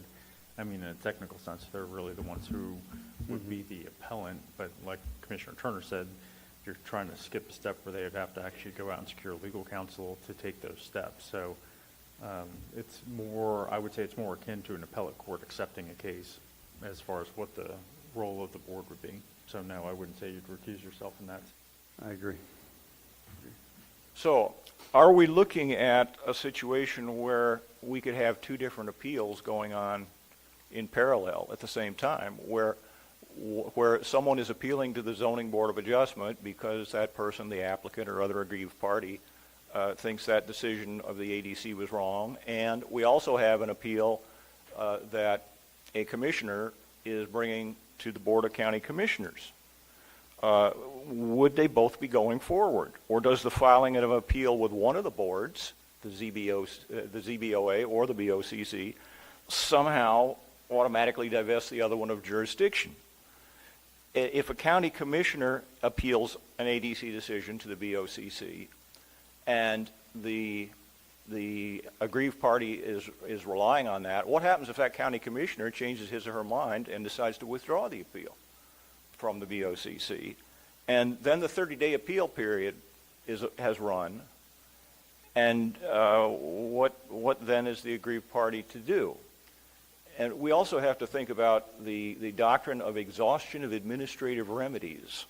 A well-advised person who may be having a beef with the outcome of an ADC decision is going to have to be using every available remedy that the county provides in order to preserve his or her right to go to court later if he doesn't get the result he likes from the county through the county processes. Mr. Wilbur, let me ask you this, and I feel like a Supreme Court person right now, but wouldn't, if, let's say, a commissioner was involved with a citizen and made the appeal, and then they changed their mind, or they had a difference of opinion, I think they still would have the opportunity to go to the ZBOA at that point and file their appeal. I don't think a commissioner could go 29 days and sit on it and exhaust the time limit. I think that would be unwise. So I think that, if the commissioner did change his mind, once we're informed, I don't think the clock starts right then. But I just think that there's a remedy there. And the remedy is if the commissioner changes his mind, they can do the ZBOA. So maybe what it needs to say is they can do they can go to commissioner or ZBOA. But they can't do both at the same time. Chairman. Yes, sir, Mr. Turner. Could I ask Rich Sure. to pitch in on this? I'm in agreement that they don't need to do both. They need to do one or the other. And I don't know how to make it to where you can do one and not use that against, like Mr. Woodward just said, if somebody was wanting to be, a lot of these issues that you run into are neighbor disputes. Mm-hmm. And when they turn ugly, then they'll do anything in their power to keep the other person from being able to get the remedy that we were trying to give them. In other words, we want to build safety in here, not punishment. So do you have any suggestion on that? So in a circumstance where a decision's, let's just say what Mr. Woodward's saying, there's two potentials for appeal running on parallel tracks. The ZBOA is an extension of the authority of this commission anyway. I would say you're just going to end up either pulling it to the commission, or the commissioner, he or she, would let go of the issue and let it be decided by the ZBOA. So one or the other is going to happen based on the decision of the commission. So and I have a suggestion along that line prepared. You may Mr. not Wilbur, be hang on just a minute. Mr. Turner had a follow-up question. Well, so we could leave it like it is because it's going to happen one way or the other. They could still file both appeals, but really only one of them is going to be heard. You really couldn't have two appeals against one another. I mean, the board and the ZBOA can't appeal something at the same time, can they? No, so the answer, first question is yes, and second question is no. And so what you see happen in appellate cases or even in lower tribunal cases is you see them consolidated. So hypothetically, if they're over in one area, you would just consolidate, or like I said, the commissioner who was seeking to take jurisdiction over it, either he or she would decide to forego that, to let it be heard before the ZBOA, in that they're an extension of you as you appointed them. So If the commission wanted to hear it before them, could they also decide to hear it before the commission? Yes, you would instead pull of it in. Either way? Right. Okay. So, one possible way to clear things up, and of course, you all may come up with something better, I'm sure, but one possible way to clear things up so that people know going in what the process is going to be for them would be to have all appeals of ADC decisions filed initially with the ZBOA, but then allow any county commissioner to transfer an appeal to the BOCC. If that's consistent with what you have in mind to accomplish, that might be worded something like this. Section 45-836, subsection 12 might be rewritten as follows. Decisions of the committee may be appealed to the Zoning Board of Adjustment within 30 days of the decision. However, at any time before the Zoning Board of Adjustment hears and decides such an appeal, any county commissioner may elect to transfer the appeal to the Board of County Commissioners, which shall then hear and decide the appeal. Appeals of decisions of the committee shall be heard de novo. You see any issues with that, Rich? I mean, basically, it just means there's one place to file the appeal, but a commissioner could still hear the appeal if they wanted to by just transferring it. I have one question. I'm good with what you said. I'm good. Would it be the commissioner in that district? Or would it just, say they're mad at me in Interlochen and they go to Mr. Pickens in South Putnam? no, each commissioner represents the entire county, so I wouldn't get So into it doesn't matter. this. Okay, that's fine. So I think as by consensus, we're probably good with that statement. Everybody got that? Mr. Spofford, you got it? Okay, good. I have it in writing if anybody wants to see what I You have. give it to Miss Ashley for our clerk right here, and then she can keep it, to make sure that the proper wording. Ashley, would you make sure that Mr. Spofford gets a copy of it or whatever, please? Good. Thank you. And I just want to say, whatever you decide to do, I think it's really important to get it all in the ordinance so that people understand the process going in and the ambiguities are taken out of it. And I can tell you from having litigated land use cases, the things that you don't deal with up front will come back at you and they'll bite you later. Mr. Woodward, thank you for your input on that, and we greatly appreciate that. Thank you for the time that you spent to do that. Thank you. Yeah. Is there anybody else in the audience would like to speak in favor or against? Then we'll close the public hearing part. And commissioners, what's your pleasure? I'm just looking for the resolution. What page is the resolution on? We have a resolution or just an ordinance? Yeah, 77. And commissioners, too, if I may, this is the first of 2 readings, so we're aiming for a second reading date and time. So all we need today is a second reading date? And yes, sir, for the adoption. I thought the joint meeting with the planning commission and the county commission counted as the first, but we decided it didn't. So at that meeting, unfortunately, there was no date and time selected for the second reading by the BOCC. It just, the quote was, bring it back to us next month. All right. I love the And actually, there were material changes to ordinance, which would be the reason why it's got to go back to first. Next time, if we'll be directed to do So that. what we want to do, if I may, Mr. Yes, Chairman. you may. So what we want to do today, Rich, is just say that date, time certain, we're going to hear this again. Okay, first meeting in July, good enough, because we don't have another one this month. Is that a good enough, the second Tuesday in July? Okay, Mr. Chairman, I move we hear this for the second reading on the second Tuesday in July at 9 o'clock or as quickly thereafter as we can. Second. Proper motion, proper second. Any further discussion on the motion? Hearing none, all in favor signify by saying aye. Aye. Opposed, like sign. The ayes have it. Thank you. Thank you for all your hard work. Michael, thank you for those suggestions. I appreciate it. We really do. Public comments. This is on agenda items. This portion of the agenda is designed to allow the citizens the opportunity to bring matters to the attention of the board on agenda items. We ask that you keep your comments to 3 minutes, and there are cards in the back of the room if you want to fill them out. Is there anybody in the audience that's wanting to talk about agenda items A, B, C, D, E, F, and G? And seeing no one running to the podium, then we'll close the public portion of that. Commissioners, Commissioner Adamczak, any items you wish to pull? I have none. Okay, Commissioner Turner? I have none. Commissioner Pickens? I have none. Commissioner Wilkinson? I have none. And I have none. The chair will entertain a motion. Mr. Chair, I move approval of consent agenda items A, B, C, D, E, F, and G. Second. Proper motion, proper second. Any further discussion on the motion at hand? Hearing none, all in favor signify by saying aye. Aye. Opposed, like sign. The ayes have it. Next item, Mr.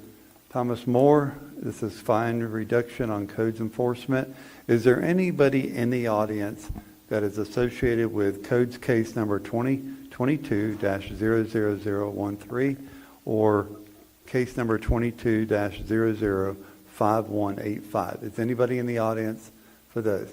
What's number, sir?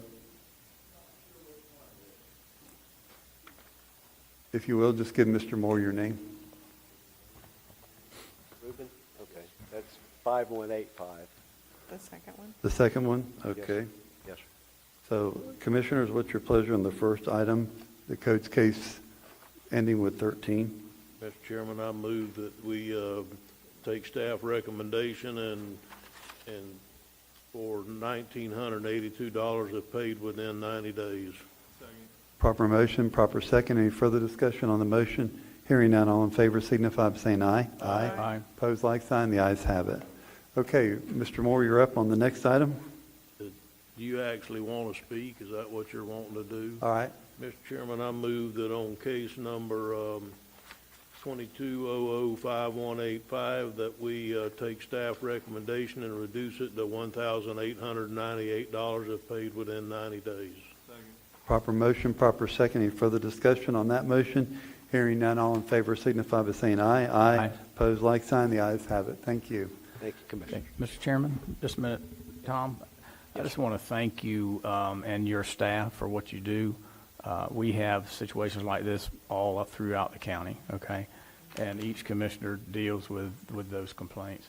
But I had somebody call me Saturday, and they actually live in Ohio, and they bought a place in South Putnam. And y'all took care of a codes case there, and he just called me to thank me. So I'm thanking you and your staff. I talked to Z yesterday because she was the officer on the case. So I just wanted to thank you in public for everything y'all do. Okay. Thank you very much, sir. Thank you, Mr. Moore. Thank you, Mr. Pickens. All right, next item is our appointments. I'll start with Mr. Adamczak. Do you have any appointments you'd like to make? I'm sorry? None today. Okay, thank you. Mr. Turner? Yes, sir. I'd like to nominate John Track for at-large on animal services. And by consensus, everybody good with that?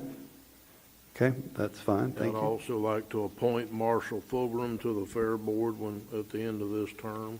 Okay, And that's all I have today. thank you, sir. Mr. Pickens? I don't have any today, but I do have a question that maybe Laura can answer. On your Fair Authority district appointments, do they have to live in that particular district or just live in Putnam County? Just anywhere in Putnam. On which one? Fair Board? On Fair Or not Board. have to live within the district. They do not? They do not. Okay, all right, that's all I need to know. We could change that, but it would Ugh. tear your Fair Board down. Right. Everybody, you'd have to redo the whole Fair Board. It's hard to I find didn't, people. I didn't think they had to, I just wanted that clarified, so, okay, I have none right now. Ms. Wilkinson, do you have an appointment? No.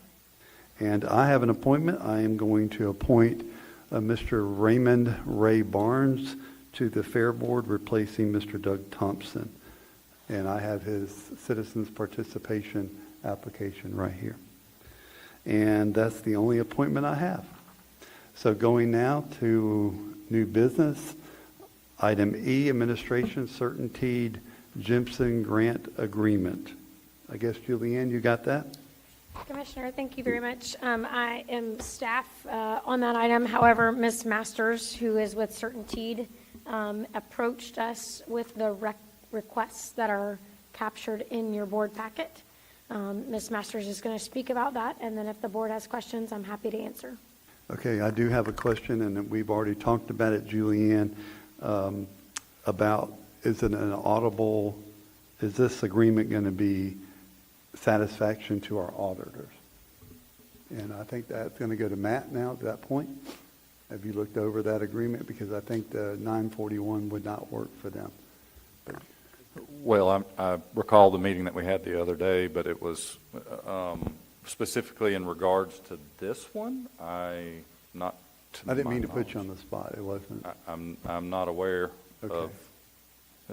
Well, then, during the presentation, Right. we probably need to look at it, and if it's something that you feel like we can audit to make sure that we give back to the citizen, we'll be fine.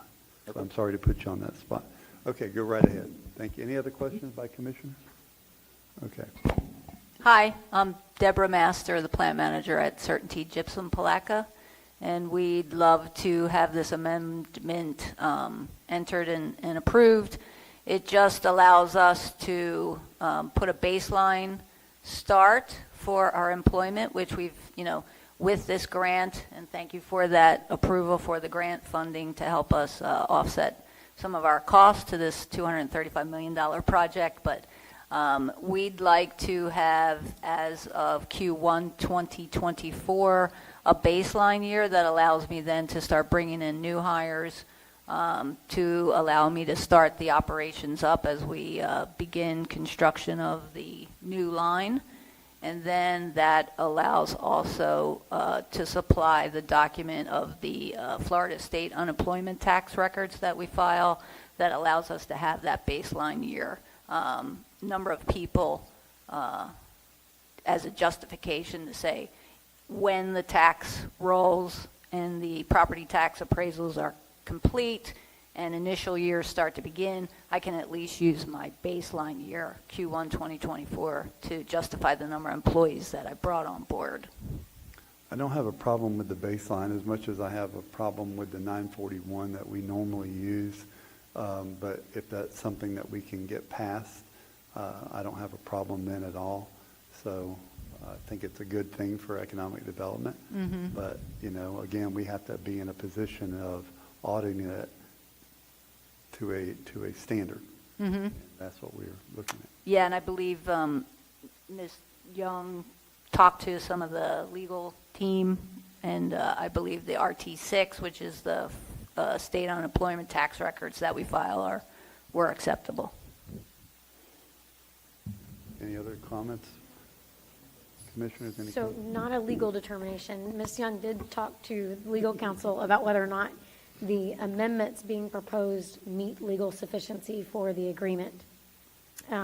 We have had some one-on-ones and some back and forth about the vagueness or the lack of transparency in being able to validate that statewide report to the Palaca plant. And that is where they offered some additional information, which is in your board packet for you to consider whether or not that meets your metric. To some degree, at some point, this will be a board decision as to how comfortable they feel. Thank you. Commissioners, any other comment? Mr. Turner? So basically what we've done here is our original agreement was based on so much money per job for so many jobs and backs. And so what we're trying to do is determine the best way for them to prove how many jobs that they have. And the time frame, if I understood when I read this, they're trying to move the time frame up a little bit where they can go ahead and start hiring some of these jobs, but they need those new jobs included in the process. Just trying to make sure I'm understanding what's going on here. Correct. So Do we care as long as they prove how many jobs they have? Do we care if they use the 941 or the RT6? I mean, do we care? Well, that became that's a decision for the board to make. An RT6 is a statewide report. A 941 is a plant-specific report. So when you read that RT6, its name, its filing entity is actually an entity in Pennsylvania. Then the question becomes, the difference in a 941 and an RT6 is just that. What is the certainty that the board needs to validate that the job growth is only and specific to the Palatka plant and not other operations within the state of Florida? I guess my biggest concern would probably be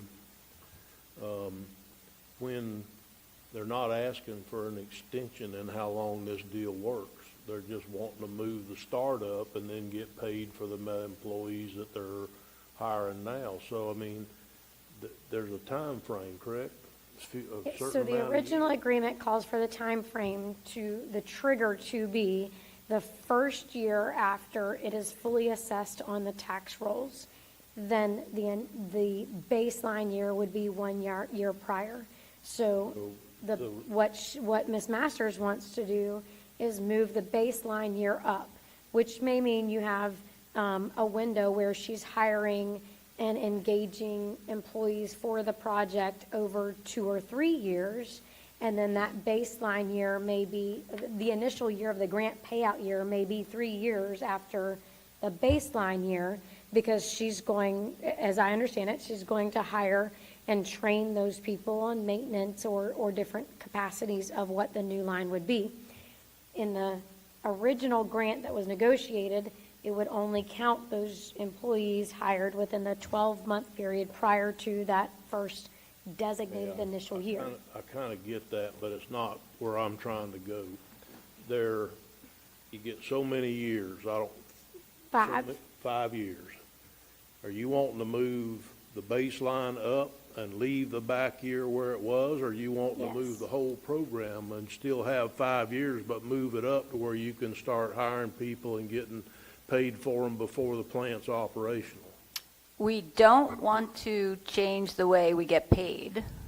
So when the property tax appraisal starts and says the project's complete, and that initial year would be 2025, I just want to include the people that I brought in 2024, because I'm starting up the You're not plant. asking for pre-tax relief. You're just wanting to bring Right. it to be able to pre-hire the people ahead of time, get them trained for when the plant opens, and then count them in your same 5-year window. Correct. Why would we have a problem with that? I don't understand. Would we? I don't know.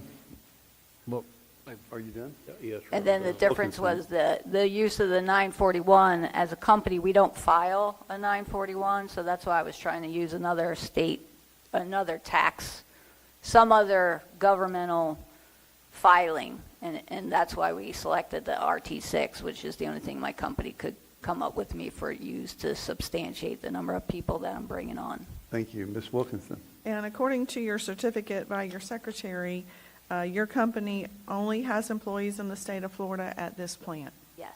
The company called Certainteed Gypsum has Certainteed Palatka LLC, which is the only company in the state of Florida with that entity name. So your RT6 would reflect the state of Florida employees at the plant in Putnam County? Correct. I don't understand what the problem is either. Okay. I don't have a problem with the form right now, as long as it's audible. I don't have a problem. But I think the question is still on the table here.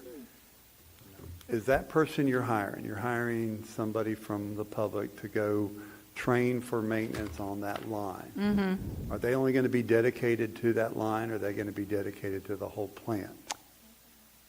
I mean, it doesn't. I'm just asking the question. It could depend. I mean, honestly, to answer your question, because I'll bring people in, like I've hired 3 maintenance techs right now. I'm training them. I'm going to train them on line 1 so that they become familiar with gypsum operations. And then I'll utilize a rotation of employees to cover for line 1 and line 2. And likely I'll move people who have experience to work with less experienced people to start up the line paint commission. And I'm fine with that. I yeah. am. I just wanted to make that point. Mr. Pickens, you have the floor. So as alluding to Commissioner Wilkins' question, so with the RT6, that it will be only for Putnam County employees? Only employees, right, for Certainty Palaca LLC, which is the plant that I operate. So you couldn't hire somebody that would be a utility person that would go, you don't have another facility in No. Florida. It couldn't go to another one, but No. was based in Putnam County, but also No, not under, Wasn't here that would full-time. not be called Certainty Palaca LLC. Yep. Okay. Yeah, because Saint-Gobain operates other facilities in Florida, but they are not part of the entity called Certainty Gypsum Operating Company, which operates the plant, Certainty Palaca LLC, which I operate. All right. Any other? Go ahead, Mr. Turner. Would the, I'm sorry, Mr. Pickens, you were done? Fine. Okay. Sorry. you done? Yes, sir. Would the RT6 show what the current people are, and then it would show the additional people, and then you would identify the additional people as going towards your minimum employee count for the first year of your tax deal that we have with you, your tax rebate or whatever? Yeah, so the RT6 has a number of head count by month, January, February, March. They'd supply a backup file from a payroll record, and I have a payroll record with employee names and some redacted information on their wages that supports what that RT6 says at the bottom line. Say $1 million matches the $1 million, and then it shows the list of employees, and I could easily justify or provide any opportunity you want to kind of audit those people, or at least supply you that record as well. Thank you. Mr. Turner, any more? Mr. Chairman, I have no issue with this that I can determine. I don't know how the other board feels. So where do we want to go from here? Move it to the next agenda and put it on the, or? Well, I think we can deal with it today. Okay. I don't know. That sounds a little more convoluted than the other form. I mean, the other form I think was pretty simple. You had 100 employees, now you have 110, and it was, I mean, we saw that form for other companies that have done it. And my only concern is as soon as you start changing process, this would be a one-off from what we've done with every other time we've done this, then what stops the next person from wanting their own process, and the next person. I'm not necessarily for this. I would love to see the output that you're talking about before I decided. So I'm not for voting for it today, but I guess if I saw the output, I was able to talk with staff, and they said, yeah, this output allows it to be real easy for us, just like the other form. I'd like to hear that from staff, do you feel that way?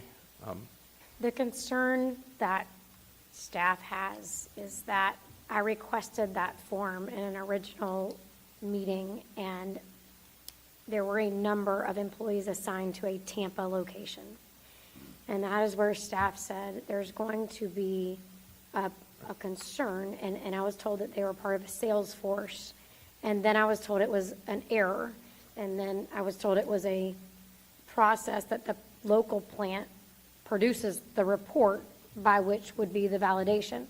And so that's what brings us here today, was that we had some concern into if we're not going to use the 941, which is plant specific because they're not filing one, and they have a number of umbrella corporations all rolling up into one umbrella, which is filing the RT6, then how does this board and staff and audit have some sort of legitimate validation to job growth in Palatka, Florida, not in the state of Florida?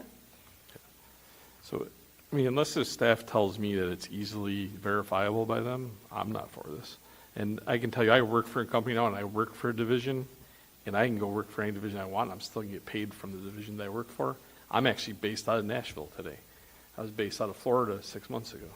I mean, it's all just a paper game in that case. That's the concern about the RT6 that staff has. Every big company does that, and it's, If- I if don't I could know. just- I'm not claiming you're trying to do something to Ms. Masters, not right circumvent now. it. I'm just saying every big company can and does do that. Well, Mr. Chairman. Yes, sir, Mr. Chairman.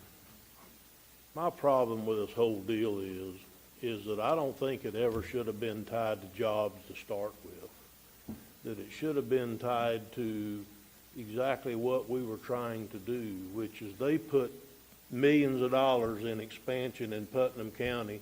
They expanded the tax base, and we're going to give them a piece of the money back for them coming here and expanding in our county. Same thing we did to GP, same thing we did. I don't think we should have ever tied it to jobs to start with. I think we should have tied it to the amount of money that they put in our county. We did it with GP, and it worked out fine. GP had a job creation component qualifier, as did True Trust. So I have never been part of one or had one in the county where job creation at some level wasn't tied to the incentive. Now, y'all set the level, right? It could be low if the dollars of investment are high. Understand, but there's no statute that says it has to be done for job creation. We've done that in the past, and 15 years ago, it was a different ballgame. We were looking for jobs. We were looking for jobs because nobody had work. If you don't have a job today, you're lazy, because there's like 10,000 of them within 20 miles of the center of Palaca right now. And so if you don't have a job today, you're not looking very hard, I'm just saying. So the environment's different. So I think those were carryover from past times when it was all tied to jobs, because you were trying to get jobs. Putnam County doesn't need more jobs, they need better paying jobs. And this is how you get better paying job, is to bring in the bigger industry. So personally, I'm ready to move this forward today, because I think they have put the investment into Putnam County that we asked them to put into Putnam County. And so, just like GP did in their deal, and just like whatever, and I think they're going to hire the people. These machines don't completely run themselves, and it would be to their benefit. And as one of our partners in the community, I believe that we need to help them to get their people trained for when the year that they actually open up, they're ready to open up, and they have their people trained. So, Mr. Chairman, I move that we move this agreement forward. Okay, well, you made a motion, so let's go with that. Do we have a second on the motion? I'll second it. Okay, second for discussion, Mr. Adams-Zack, you have the floor. I'll just say, as long as I'm in the seat, if it isn't tied to jobs, I'll always be a no vote. So, but that's separate from this, because this is still tied to jobs. It's just how we verify them. Okay, thank you. Ms. Wilkinson, you have the floor. So you had mentioned that you could provide backup with your payroll data. I would say that that is an auditable report, because it certainly has people's addresses on it. And so I don't understand why that couldn't be auditable. I guess that's a question for our clerk of courts. But I agree with Commissioner Turner's. This is a $235 million project investment, and we are getting better paying jobs, and I'm all for it. So thank you. Thank you. Mr. Pickens, you have the floor. Yeah, that was my concern, but if you have the addresses where you can confirm that they are from here, but we're glad you're here. Glad you've been here, and glad you're reinvesting in Putnam County. And the tax money that we give back will be, for extra tax money y'all pay on the expansion. So it's a win-win. We just have to be able for staff to track it and show, because we not only have to prove it to the auditors, we have to prove it to the citizens, because we'll get questions on that too. Mm-hmm. So I'm okay if you can guarantee that. Thank you, Mr. Pickens. Mr. Adams-Zack, then Mr. Suggs. I just can't get to, and I'm all for the expansion and jobs and all that stuff. I just can't get to a yes vote without hearing that the documents they feel are easily verifiable and auditable. So I haven't heard a yes to either of those questions. So until I hear a yes, I can't get to a yes. Mr. Suggs. Yes, sir. Thank you, Mr. Chairman. The staff over here wholeheartedly agrees with everything that the commission is trying to do today. We just want to make sure, and Mr. Reynolds, the Honorable Matt Reynolds, I'm going to have to ask a question at this point.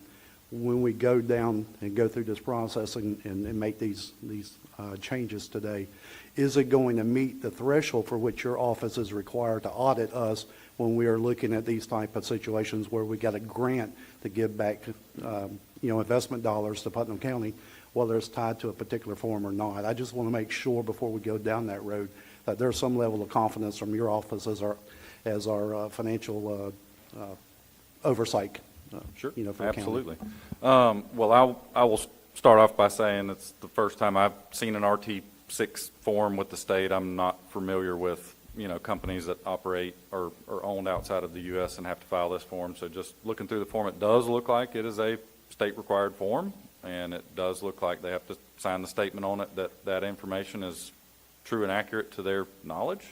But without researching it further and digging, I would have the same concerns that Mrs. Young have brought up about, unless we know that RT6 is only submitted for the entity that is operating in Putnam County, that would be the determining factor. But Mr. Suggs' question more so about, would this form meet standards? I think it would if that's what the board decides that's the form that they want to use, but those concerns about the numbers on the form could still be there, unless, we could research further with the company, but based on what she said, if that RT6 is only for the entity that's operating in Putnam County, then it should be fine. But looking at the information, it does look like what Mrs. Young was saying, in that the umbrella corporations do roll up into that RT6 that has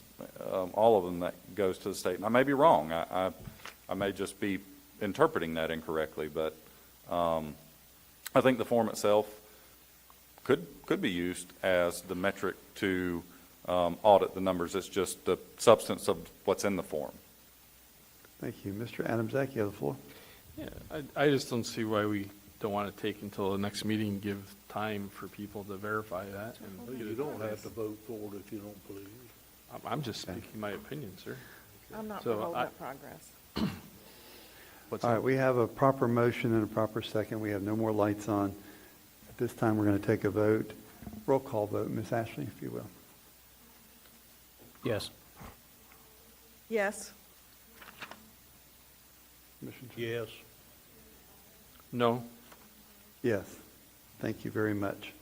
All right, thank you. Thank you. Next item on our agenda is discussion about sanitation. I guess Mr. Tilton will be coming up for that.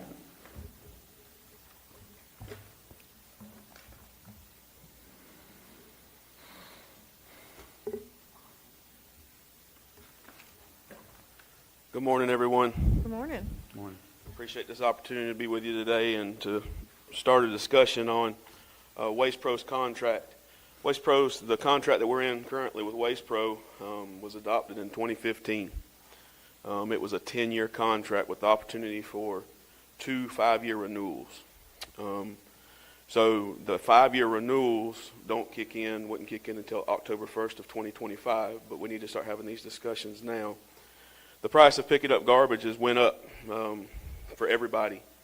And so Waste Pro has came to us with some price increases for how they would like to move forward if we grant them the renewal. If not, then we would have to go out to for an RFP and select a new company. So before you today, I bring to open the discussion of one, that we look at the continue with Waste Pro with the prices that they've given us, and then they've given us 2 different prices.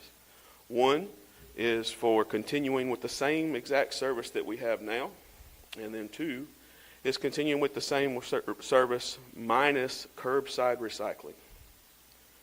So just a couple of notes. Other counties around us, one in particular, Clay County, their new contract kicks in October 1st of this year. They have gotten rid of curbside recycling. They will no longer be doing that in Clay County. Now, they have a couple of places that you can bring it to throughout the county, but they will no longer be doing curbside recycling. So recycling is a hot topic just because of it's tough. People have to remember, the purpose in try to recycle is try to make those items reusable, but it is still a business. And with any business, if there's not a place or a way for companies to make money, it's tough. So right now, in the recycling industry, newspaper and cardboard are the things that are the easiest to recycle, but your plastics and such things like that, it's tough to find a place for them. So, Mr. Tilton, I'm going to go first if you don't mind. yes, sir. I have talked about this for a few years. I like recycling, but I'm not sold on it. 18% of our clientele at a 33,000 assessed recycle. And they can only recycle if there's a market for it. And sometimes there's not a market for it. So in my opinion, we have 3 trucks a week going down our roads. 1 truck particular for 18% of our clientele. I think what Clay County did is probably the right path, is to put places out where people who want to recycle properly can do that. But I don't need them coming by. If you follow the truck in my neighborhood, they never stop. The recycling truck just drives right on by. And I think it's time to face the facts that it's just not working. And if we do get a grant, correct me if I'm wrong, from the state of Florida for recycling. Small county grant? Of $100,000 or $90,000. $90,000, yes, sir. Something in that neighborhood. But even if we did voluntary recycling, we'd still get that grant, from my understanding, correct? There's some requirements we had to make, but I mean, that would be, we would still try to make So sure we qualify. I think it's obvious that when 18% of our 33,000 assessments are recycling, we got a problem there. And it's not because people probably don't want to. It's probably there's just no market. And we get the calls I get, the truck slammed on brakes and made a mess on the road, or they mix the recycling with the regular garbage. I get that. But if there's no market, then we're just storepiling stuff up for no reason at all. Thank you. Mr. Turner, you have the floor. Okay. I think it's very wise to consider not recycling curbside. Nobody's saying we're not going to still have recycling. We're just not going to pick it up. And it's mostly numbers with me. We're paying them hundreds of thousands of dollars a year to basically take the cans and cardboard out and dump the rest of it in somebody else's landfill because there's no end use for the product. Now, they basically told us that. I didn't make that up. There's just no place to sell the stuff. At the end of this year, for next budget year, we're going to have to go up $6.84 to cover what the increase is for next year. And it might be a little bit more than that, actually, because I didn't figure in fuel costs. And in the current contract, we have a 4% maximum GPI or CPI. And then we have CPI, and then next year we have a fuel charge. This year it was 4.4%, which we're fixing to pay them. We had to go to mediation because the two sides didn't agree that on the math for the thing. So this is part of trying to settle that and get everybody on the same page. But our current carrier still has one more year in their contract, and so it would go up again, and we figure it's going to go up to another $6.84 per household. Well, that's not the end of the world. But in 26, when the end of 25 for the 25-6 year, you're going to have an increase in your solid waste assessment of $28.44, and that's with recycling. Without recycling, it's going to be $58 in 1 year if you don't eliminate recycling. Now, I'm not going to be here, but for you guys that are, God help you for taking a $60 a year increase in just that. Not only that, we've been able, over the last few years, we've been able to drop the assessment because of the efficiencies in the landfill and having funding partner bring in some trash to help us pay our expenses. Our number one funding partner that's been helping us over the years sold his business, and Waste Management bought them out, and they basically have thumbed their nose at us. So we just lost that revenue. Our other funding partner that we had, which was another Waste Management thing that was down in Ormond, they were bringing us some garbage. That's pretty much over too, if not over, isn't it, Jay? They bring us about 10 loads a week. Yeah, so they're bringing very, very little.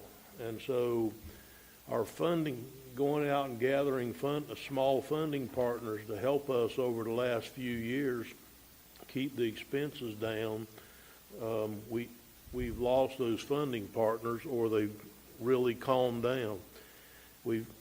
Jay has his ear on another possible funding partner, but best case scenario, it's going to be at the end of next year, and it's way up in the it's way up in the air. December of 25. Don't even know if it's coming. So I think that if, as long as we continue recycling at the facilities, that we can still get our recycle grant. And it doesn't cover recycling. I'm telling you now, it covers like 10% of recycling. So The education of recycling. yes, yeah, right. It covers the education of recycling. But so, another thing we could do is we could say, well, let's just go ahead and go out for bid. Let's just put it out to bid. I feel very confident in this statement after the negotiations that have taken place between Waste Pro and the county.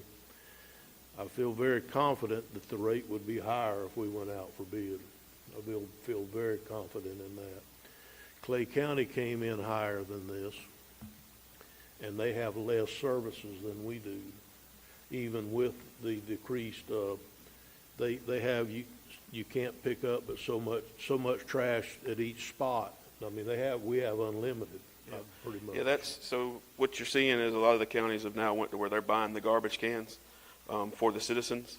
And so the rate that you pay is so like in St. Johns County, they are at 21.22 is what their rate will start at in August 1st of this year. You get one 96-gallon cart. If that's not sufficient for your needs, they will sell you another 96-gallon cart, but it is $150 extra per house a year for that second cart. So, and then Clay County, they're going to $18.10 per house now this is per month, y'all, right. Not per year, but per month. They're going to $18.10, and they just purchased $3.8 million worth of carts to do the same type thing in Clay County. And that's without recycling. Yes, sir.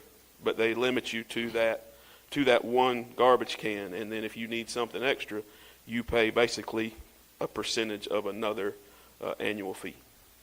Well, basically, they offered us $15.89, and it's $18.10 in Clay County for less services because they don't let you give as much garbage at the street. They don't let you put out as much garbage. They limit you. So the only difference is in Clay County is their yard waste is weekly, where ours is every other week. That's the difference in the price. So I don't think we're going to find a better deal for the citizens of Putnam County than the $15.89, and that's starting not this coming budget year, but the following budget year would be $15.89 without recycling.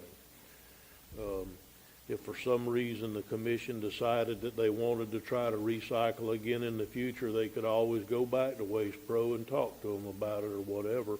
But I don't believe Waste Pro would be stuck at that $30 a year per household to do that. You would just have to negotiate if they wanted to do that again.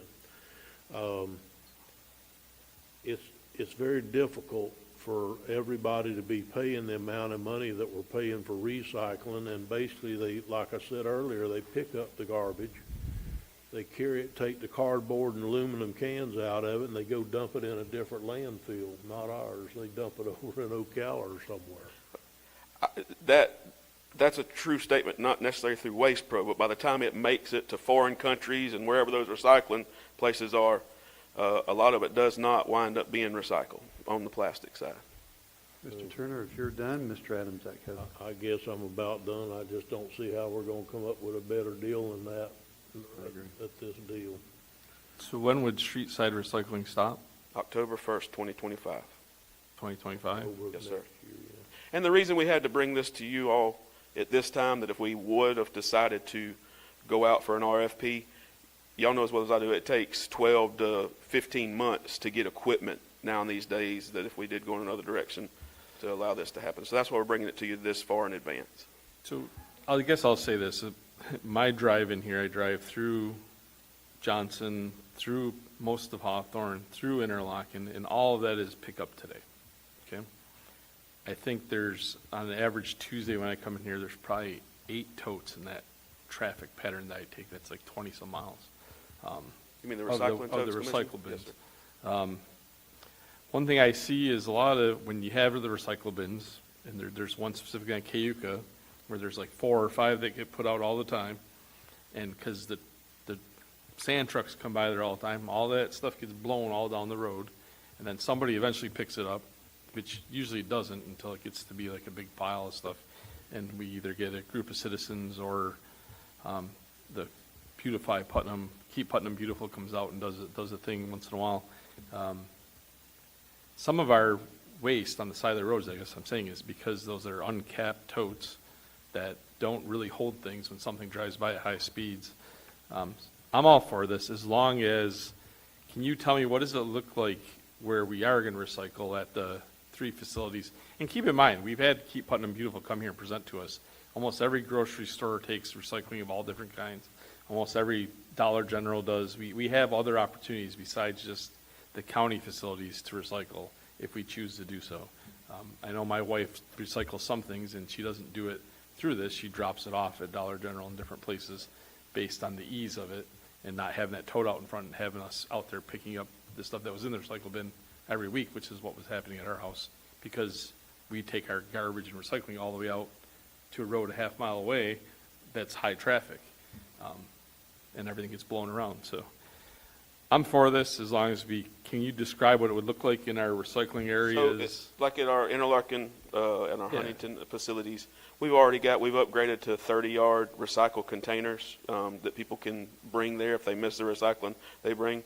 The only thing that we deal with at those sites is the contamination factor, because a lot of times we have people like glass. I have an opportunity to get rid of glass, but I can't get it clean enough. Every time I take a picture and send to Strategic Materials, will you take this? No, and it's really not worth having somebody go through there and pick out every piece of garbage to get the glass right. So but we have the dumpsters in place already. We already take cardboard as we get it in there to Waste Pro, and the plastics as they come in already like that. So that's what we would do, is we would have the 30, and we would work with Waste Pro or like Columbia County. They work with Alachua County, and they take their recycling. They have the same way. They don't do curbside recycling in Columbia County. They have 3 facilities like we would have, but what they've done is they've restricted the openings to those containers to where it doesn't really allow for somebody to throw a trash bag in there with your newspaper and things like that. And then they take it to Alachua County. They have an interlocal agreement with them. I guess my last question is, why do we need to wait till 2025? That's when the contract is up. Okay, so we can't say just stop picking it up, because I honestly think it's part of the problem in some of our MSBUs and stuff. Every extra truck we have. I tried that last year, and we approached Waste Pro. It's in our contract until next year, and so we're basically paying about $42 right now of our contract is in recycling, and so I wanted to try and do away with it last year. It wouldn't work out. Our contract would not let us do it until the end of the contract period, which is next year. The contract specifically states a time period, and last year when we started having this discussion, we would have to have done it already, because I believe it has to be done by July 1st, and you have you got to start that conversation like 90 days ahead of July the 1st. So we didn't bring it up this year because anticipating having this conversation. Okay. Mr. Tilton, I have a comment. You and I have talked about this too, is travel trailers on property right now. They're producing garbage and then they get to leave and they don't pay an assessment. I think that's wrong. I don't know how we find out who has power, but I believe they should be assessed from now on because they are able to be on the property so many days a year. Some of them are building the house, and we appreciate that, don't get me wrong, but they are producing garbage when they're doing that. So I think we need to address that, and that might help some of that cost go down a little bit when you put more people in the pot. I don't know how many more people that looks like, but I think we need to find a way to identify the travel trailers and the weekenders who are coming down, leaving their garbage, and they pick it up, but somebody else is paying for that pickup. No, I would tell you that that's definitely a discussion that needs to happen. We've had, me and Ms. Young and even Mr. Suggs, we had an instance where somebody had a farm that they like to come in on the weekends out of town and work at that farm, and they produce trash. Well, they don't want to take the trash back with them to Duval County or wherever it was. They want to know, how do I pay the assessment so I can leave it there when I leave on Sunday afternoon and know it's going to get picked up that week. So I believe I'm all for having that conversation and putting that mechanism together. Good. Thank you. Yes, sir, Mr. Turner. Usually Waste Pro doesn't pick up any bag of trash that's set out beside the highway. They have stops, certain stops. And so if you set out a bag by the highway and you're not on one of those stops, then Waste Pro usually won't pick it up. And that's the reason why this gentleman that he's talking about wanted his trash picked up, and they couldn't get on because he didn't have a residence. So they developed a process whereby you could sign up and they'd tell Waste Pro to pick up garbage at that spot as long as you pay your assessment, because they wanted to do that. And so they have already come up with a way to do that. Now, I think it would be more of a code enforcement issue to figure out if somebody's illegally parking a camper out in the woods somewhere, and how could we ever catch that? I don't know how you would. I understand what you're saying, but I don't know how you'd catch that. All right, so Mr. Pickens is next, and then we're going to go ladies before gentlemen, so, because they're both Okay, tied. Jay, we've had these conversations before about, the recycling, and unless you have an end user, there's no profit, and sometimes it doesn't work, and it seems like where we are. And other counties are going that way too. I understand this wouldn't start till October of 25. What's the education process to educate citizens? Because some people are really, really passionate about recycling. I mentioned this yesterday to you, that during that period of time where Waste Pro was having some employee problems and also equipment problems, and the recycling wasn't getting picked up on time, or one truck picked it all up. I got more phone calls over that than a lot of issues that I've had over the 8 years. So I think the public's going to definitely need to be educated of why the county wants to do this. Well, I've had discussions with Waste Pro how we go forward, or how they maybe went forward in other ways, and they said they would be willing to help educate on this. But I think we need to work with Keep Putnam Beautiful to help get the word out. But what people have to realize is about 10 years ago, China was the main recycle hub. Like, everything went to China, especially on the plastic side. They came up with an initiative called the Green Fence Initiative. And what the Green Fence Initiative said is that contamination in recycling cannot be over 1%. Okay, so that means of a ton of material, right? You can't have over 20 pounds of contaminated material in that 2,000 pounds of stuff. In the United States right now, we struggle, even with the state-of-the-art facilities, to get anything less than 7%. So if you have material that is too contaminated, you can't recycle it. And that's the reason that you're finding these woes, because they can't move it. It becomes easier just to dig it out of the ground. So as far as educating, we would do everything that we can to let them know that we still have opportunities to recycle. We're going to work on opportunities to recycle.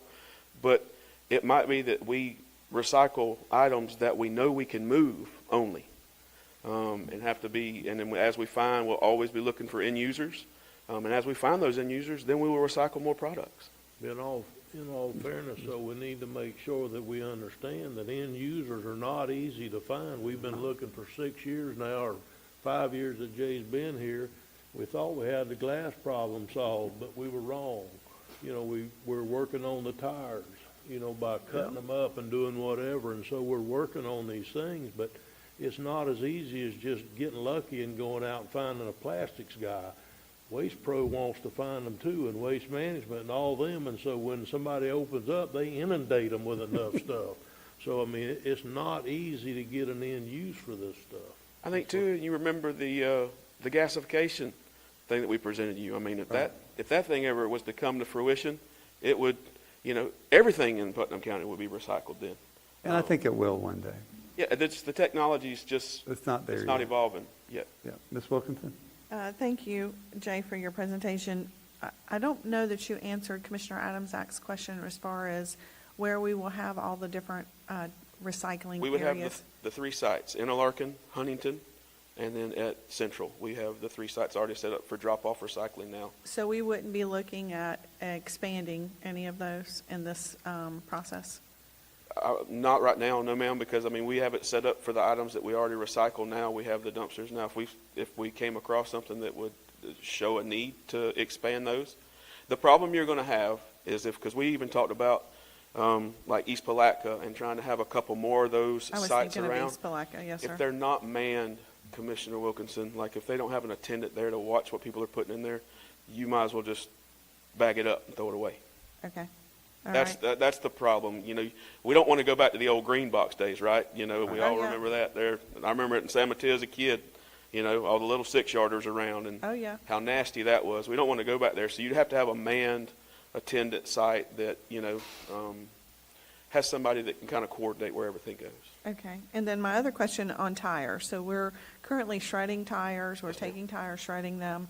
And what are we doing with the shredded materials? So right now we're using it as alternative daily cover in the landfill and also as road base. Okay. But we are continually looking for a end use for that. Just nothing stuck. Okay. Everywhere from asphalt plants to Seminole, GP, nothing is stuck. You know, and then everybody talks about like tracks or playgrounds. That market's pretty saturated. Okay. Those companies that are doing those are very selective, and that's really what put us down this path. We had a company that made the crumb rubber, and they got there and they said, your tires are too dirty. We don't want them no more. So it took our cost from $125 a ton to $325 a ton as a county. Well, I commend you and your staff for getting us to this point on the tires, because I think that was definitely needed in this county, because tires is a big problem, and you guys have initiated some tire amnesty days, and all of that has certainly helped with the tires that we've seen dumped on the side of the road so many times and on abandoned properties. So and we hope to have some conversations with you all in the future as we sit down to expand some of those opportunities to bring tires and the amounts and stuff like that. We hope to bring back to you.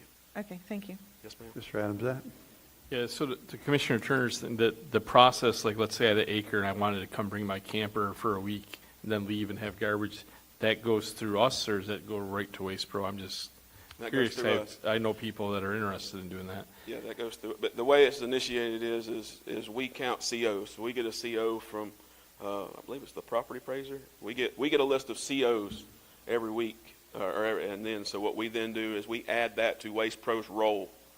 Right. We send that list to them, and then they add it to their pickup spots. But I think that Commissioner Adams-Ack's talking about are things you're not going to get a CO on. Somebody bringing their trailer down. That's what I was saying. So just like that one y'all added the other day, you're never going to get a CO there because there's no building out there. He comes in there, he's got a little one-room cabin in there or something that he comes and stays on. He wants to leave his garbage, so he went ahead and where he was taking it back to Duval with him, he wanted to be in the system. And we worked with the property appraiser's office to get him on that list. Ms. Young, I think that's how we did that, to get him on that list, and then we were able to then send it to Waste Pro to add that stop. Okay, cool. So they could, if they wanted to, reach out to the county, and they do have an avenue that you could add an address to the thing on the solid waste. But you have to be real careful because it's not legal to bring a camper in and just park it anywhere you want to. No, I agree with what you said as far as that's a code enforcement thing, but it's perfectly legal if I have 2 acres to bring a camper in for the weekend and then leave. And I could see, I'm lazy by nature, even when we've stayed places that had the campgrounds, I wanted to just leave it in a dumpster or something. So I could see many people that are doing that as a recreation. I think they instead have an avenue to Right, do right. that. That's awesome. But there are times when How do we people- let people know that, though? That's the There are question. times when people put their cans out, and whether they do, Waste Pro does pick it up, and they're not charged, so we So do my need- other comment is around, because we're talking about generally waste in the county, the conversation expanded beyond the contract a little bit. You know, I think we need to look into at some point, and whether it's this commission or future commissions, having it where there's lids on garbage cans, to be honest with you, and not having just bags sitting on the curb, because that's another place where the bags get ripped up by dogs and by bears and by raccoons and by possums. And we get garbage all over the place. That same place on Cayuga where we had the guy dump the stuff all over too, it's right down the road. That garbage there every time is just torn up and covers a half acre of property at this point. And that's actually all in CSI, it's all in right-of-ways. It's not even a person that you could hold responsible through code enforcement. So that's something we should consider. And without giving away the location, there's several people that have these boxes out in front of their yards. And my neighbor happens to utilize one where we put our cans because we all use the same spot. And these people that come transient, they utilize those boxes for their stuff instead of, you know, having that option. I think if we had that option like we're talking about, which is awesome that it's there, and we told these people about it, that would get rid of some of that, where you got people dumping their garbage into other people's bins and other people's locations, which happens all over the place. All right, As far Commissioner. as one last point, as far as the complaints that I got when we were merging recycling and garbage, the complaints I got were, we're paying for recycling. Why does that happen? It really wasn't that they cared that we weren't recycling. It's that they cared that they're paying a fee, and then they see what they did get dumped into the regular garbage. I don't know that the people I spoke to weren't overly interested in recycling.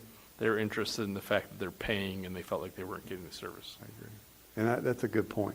Okay, Commissioners, we have some options available to us today. Mr. Chairman, I move that we accept option 2 as laid out on page 543 from Waste Pro, which is $15.89 starting in October 1st of 2025 with a not to exceed 4% increase on October 1st of 26, 7, 8, and 9. Okay, that's the fiscal year 26 without recycling. $15.89 without recycling, yes, sir. Okay, so we do have a proper motion and a proper second to move this forward. Is there any further discussion? Yes. Yes, Ms. Wilkinson. So will we see this in the form of a contract? Will the contract actually come back in front of the board, or just the few pages that we have in front of us today? There will have to be a contract extension that comes back before the board, and, you know, something else I just wanted to note in your packet is the email from Waste Pro that also resolves kind of the prior disagreement. So that's kind of a material component of what your vote is today. Okay, thank you. Okay, so we're all clear? Yes, sir. All right. Under discussion, Yes, keep sir. in mind this also settles the. That's what he just said. Okay, Yeah. I'm sorry. Yeah, it settles the other problem that we had. Okay, so all in favor signify by saying aye. Aye. Opposed, like sign? The ayes have it. Thank you very much. Is there anything else under new business that we need to discuss? We all got a letter in the mail, a certified letter about St. John's Harbor. Commissioner Wilkinson, that's in your area. Do you want to discuss that? Yeah, we'll be bringing that back at I believe at the first meeting we have in July.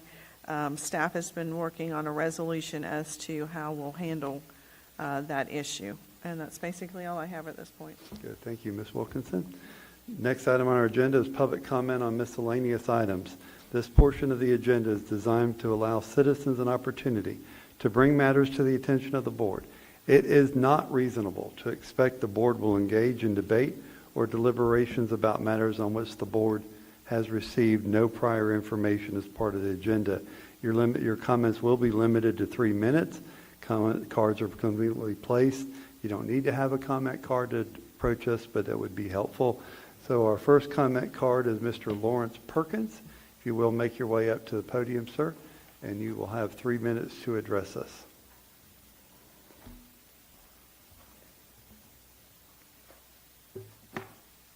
Thank you, sir. You're welcome. My name's Lawrence If you Perkins. will, Hi. state your name and address for the record. My name's Lawrence Perkins. It's regarding my property at 153 Powerline Road in East Palatka. One of the things that we did after purchasing this property 3 years ago is we've invested quite a bit in our well and done things for replacing the wellhead, replacing bladder tanks. We're doing a number of things to, we care about the property. We have a tenant on the property. We have been looking forward to improving the water quality there, and serendipity, we heard about an opportunity to join the Putnam County water provider, providing that service. We started that, initiated that more than a year ago, and have looked forward to that.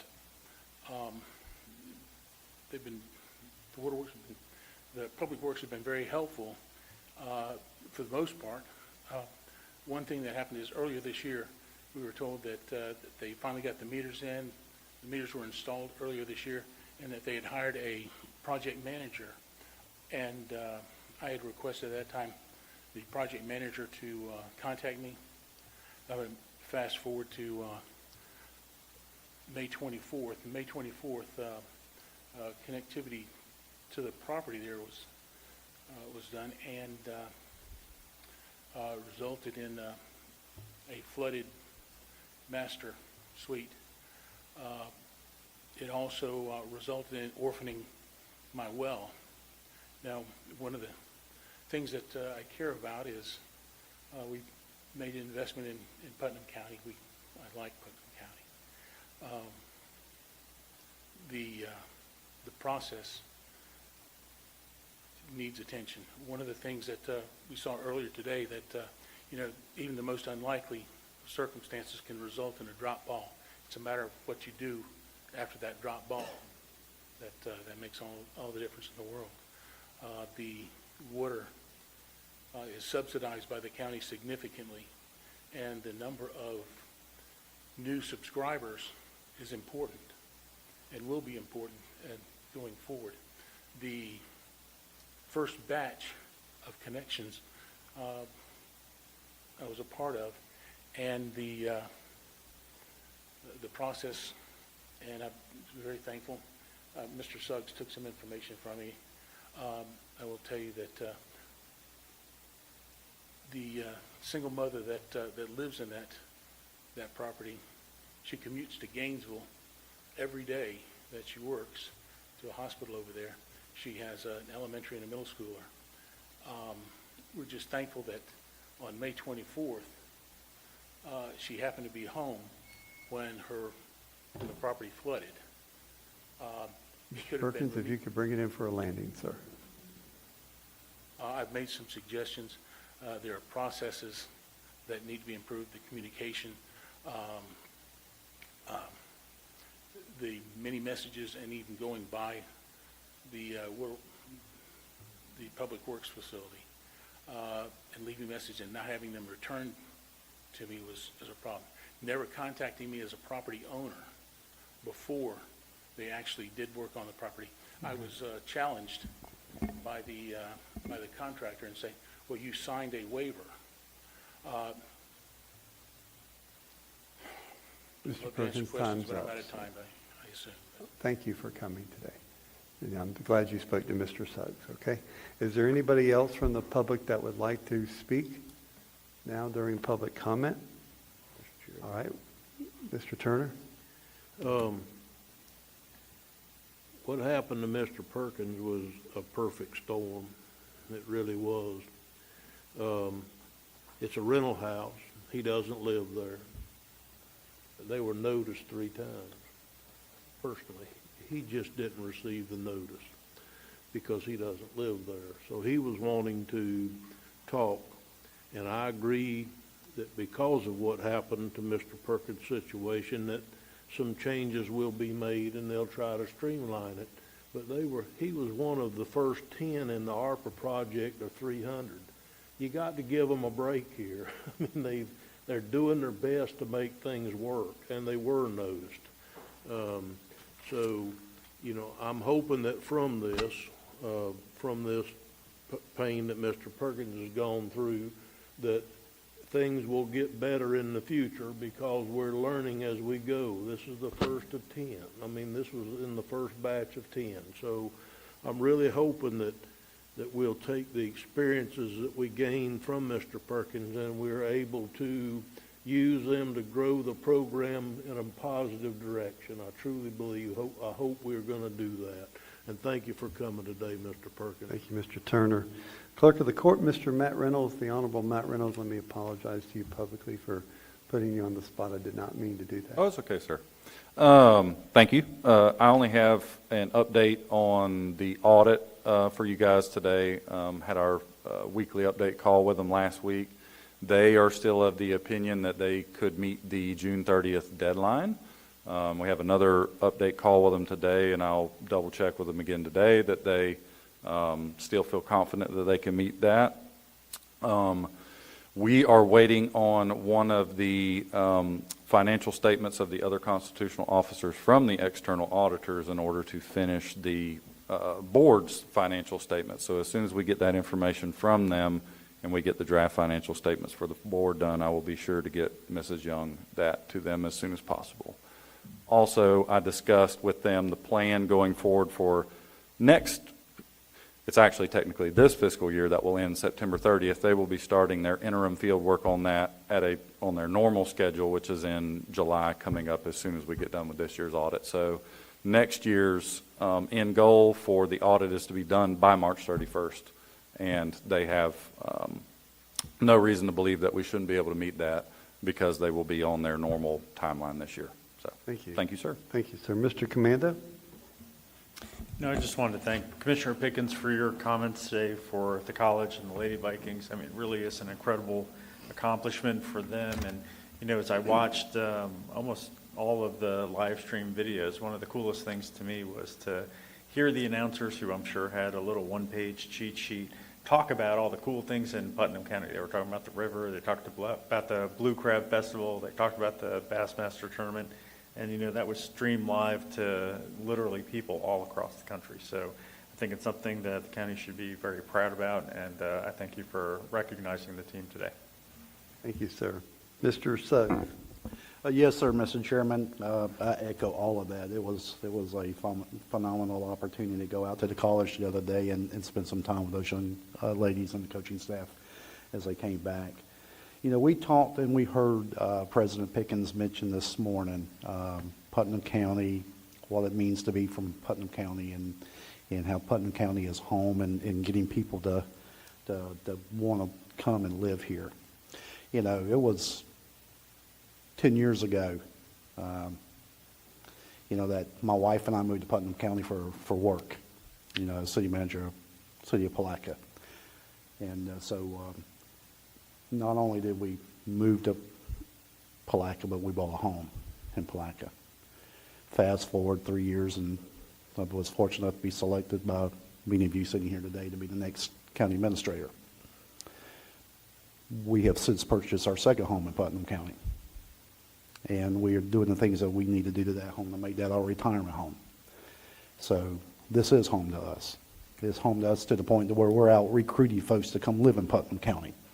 We've been successful in getting family to come live in Putnam County. So the things that we got going here in Putnam County is things that we all can be proud of.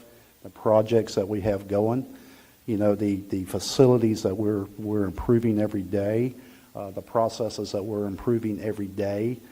Not to mention the events that we have going on in Putnam County every day, and then seeing something like the NJCAA World Series, Softball World Series right here in Putnam County. Why would you not want to live here? So those are my comments, Mr. Chairman, and I'm just happy to be here and proud to serve this community and proud to call it home. Thank you. I'd be remiss if I didn't ask Ms. Julianne if she had any comment. Just want to extend my gratitude to Commissioner Pickens for setting up a very special moment for me, for sure, but also for having the honor of taking part in honoring those girls today. They did something that no softball team before them has done. Many have come before them. None of them have accomplished what they did. It all comes down to not just skill on the field, but mental aptitude and stamina, and they put it all out there, and they brought home the win. So very excited for them. Thank you. You're welcome. Mr. Adamczak, Commissioner comments. Yeah, so kind of like what President Pickens said, I was paying more attention to the baseball team than the softball team, honestly. I just pay attention to baseball more than softball. But I did watch the replay of that game, and then it still was emotional there on the short replay after they won the championship. So very proud of that happened here. It's an amazing thing. It doesn't happen in many communities, only one community per year, right? I mean, so for however the softball thing probably has been less than 100 years, so there's only happened to 100 different communities or less in all of our time here. So that's an amazing thing.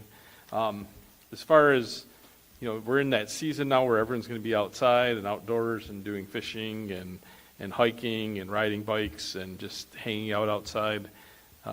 Just remember to I'm not a big sunscreen advocate, so I'm not going to tell you to wear sunscreen because I've never worn it for a second in my life.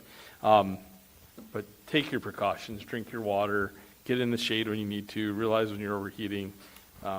It's just really important. I myself overheated Saturday because I was playing with the boys and lost track of time, so my face is much darker and red than it normally is. So just pay attention and be sure you're safe. Thank you, Mr. Adamczak. Mr. Turner. Thank you, Mr. Chairman. I've asked the Water Department, JR, and them to bring a discussion before the board in the first meeting in July concerning water rates. We haven't had a water increase around here since 2015. I don't know what happened to your bills around the house since 2015, but mine have gone up about 1,000% since then. So I'm not advocating that we go up that high, but I am saying that we go up to something within reason. I think we're charging about $30 right now. As everybody knows, it looks like we're probably fixing to have to eat the St. John's Harbor water plant, even though none of us want that whatsoever. Hopefully it's not going to cost too much, but once we get an expense on that, we need to start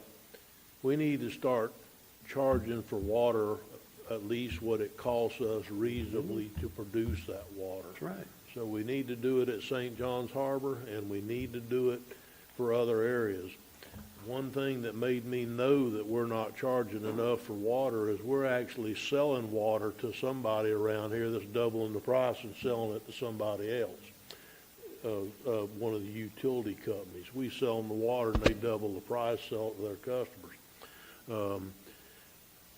That's going to be part of what the commission tasked me to do a couple of years ago to make the system sustainable, is to charge rates that make sense, because right now we don't make sense. So anyhow, hopefully they'll bring that before us in July, and hopefully we'll know more about the St. John's Harbor one then too. Good. Look forward to it. Is that it? That's it. All right. Commissioner Pickens. Thank you, Chairman Harvey. I just want to echo the sentiments of Rich Commando and Administrator Suggs and Julianne, and just commend President Pickens and the whole St. Johns River State staff for their accomplishments. The girls did something that's never been done. The boys were this close to doing the same thing, so you can't overshadow them. It kind of does, as President Pickens said, but I'm going to commend my brother because he was not afraid to make changes, and he's made a lot of changes at that college. And one of them was when he brought Ross Jones in. And the commitment was, excellent in education and athletics, the student athlete. And they've had their ups and downs, and they switched divisions. But as the banquet that they had the other night to honor the softball and the baseball team for their accomplishments to go to the playoffs, Ross Jones didn't say anything today. My brother said it all. He could be coaching at SEC head coach. Not long ago, he was the pitching coach at the University of Florida when they went to the national championship. So there's that quality of coaches. Ross said that he now has the volleyball coach that he wanted.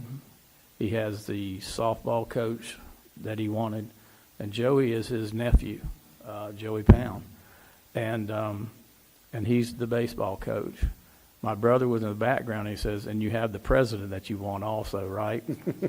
And he said, "Yes." So I just want to commend them, because this has been a long journey, but it's just another commitment to St. John's River State College, and a lot of people forget that there's 3 campuses. You got Orange Park and St. Augustine. But what they have done is tremendous, and it's just such a big part of Putnam County to have the college here. So that's all I have. Thank you. Good deal. Thank you, Commissioner Pickens. Commissioner Wilkinson. Just 2 things real quick. Commissioner Turner, I believe that one of the things that JR is going to bring forward to us will also be the Rural Water Association will have a rate analysis, I'm hoping by that time. And that way we will have some good data to use for that analysis as we move forward. And I also just want to say thank you to Dana in the Chamber for your presentation today and all the efforts for everybody who volunteered at the bass tournament. I had the opportunity to take my granddaughters down there. They had a wonderful time. They caught a couple fish in the audience. It was a big deal. And it was just a great event, and it certainly brought a lot of attention to Putnam County, and the commercials you guys ran were phenomenal. I think there were several of them. And I just want to say thank you for all. If you'll just tell all your volunteers on behalf of the Board of County Commissioners, we thank them. Thank you. Thank you.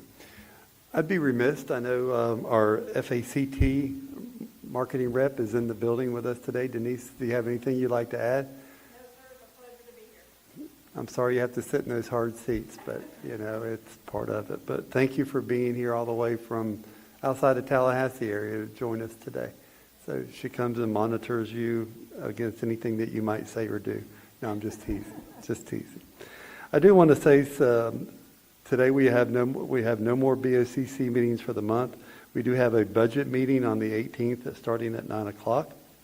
Today at 1:30, our sign unveiling is going to happen. Commissioner Wilkinson with Rep. Payne has been very active in getting that handled for our new truck route. That'll be in front of Winn-Dixie at 1:30. So come and be a part of that. And also, it's a pleasure to be a county commissioner in Putnam County, to see all the things that do take place. There's a lot of positive things. And what hurts in this business is that one negative comment that you get. But you have to learn to get past that and look at the positive things that are going on here, the economic development that's growing, the bass tournaments that are coming, the softball. I mean, it's just a smorgasbord of things.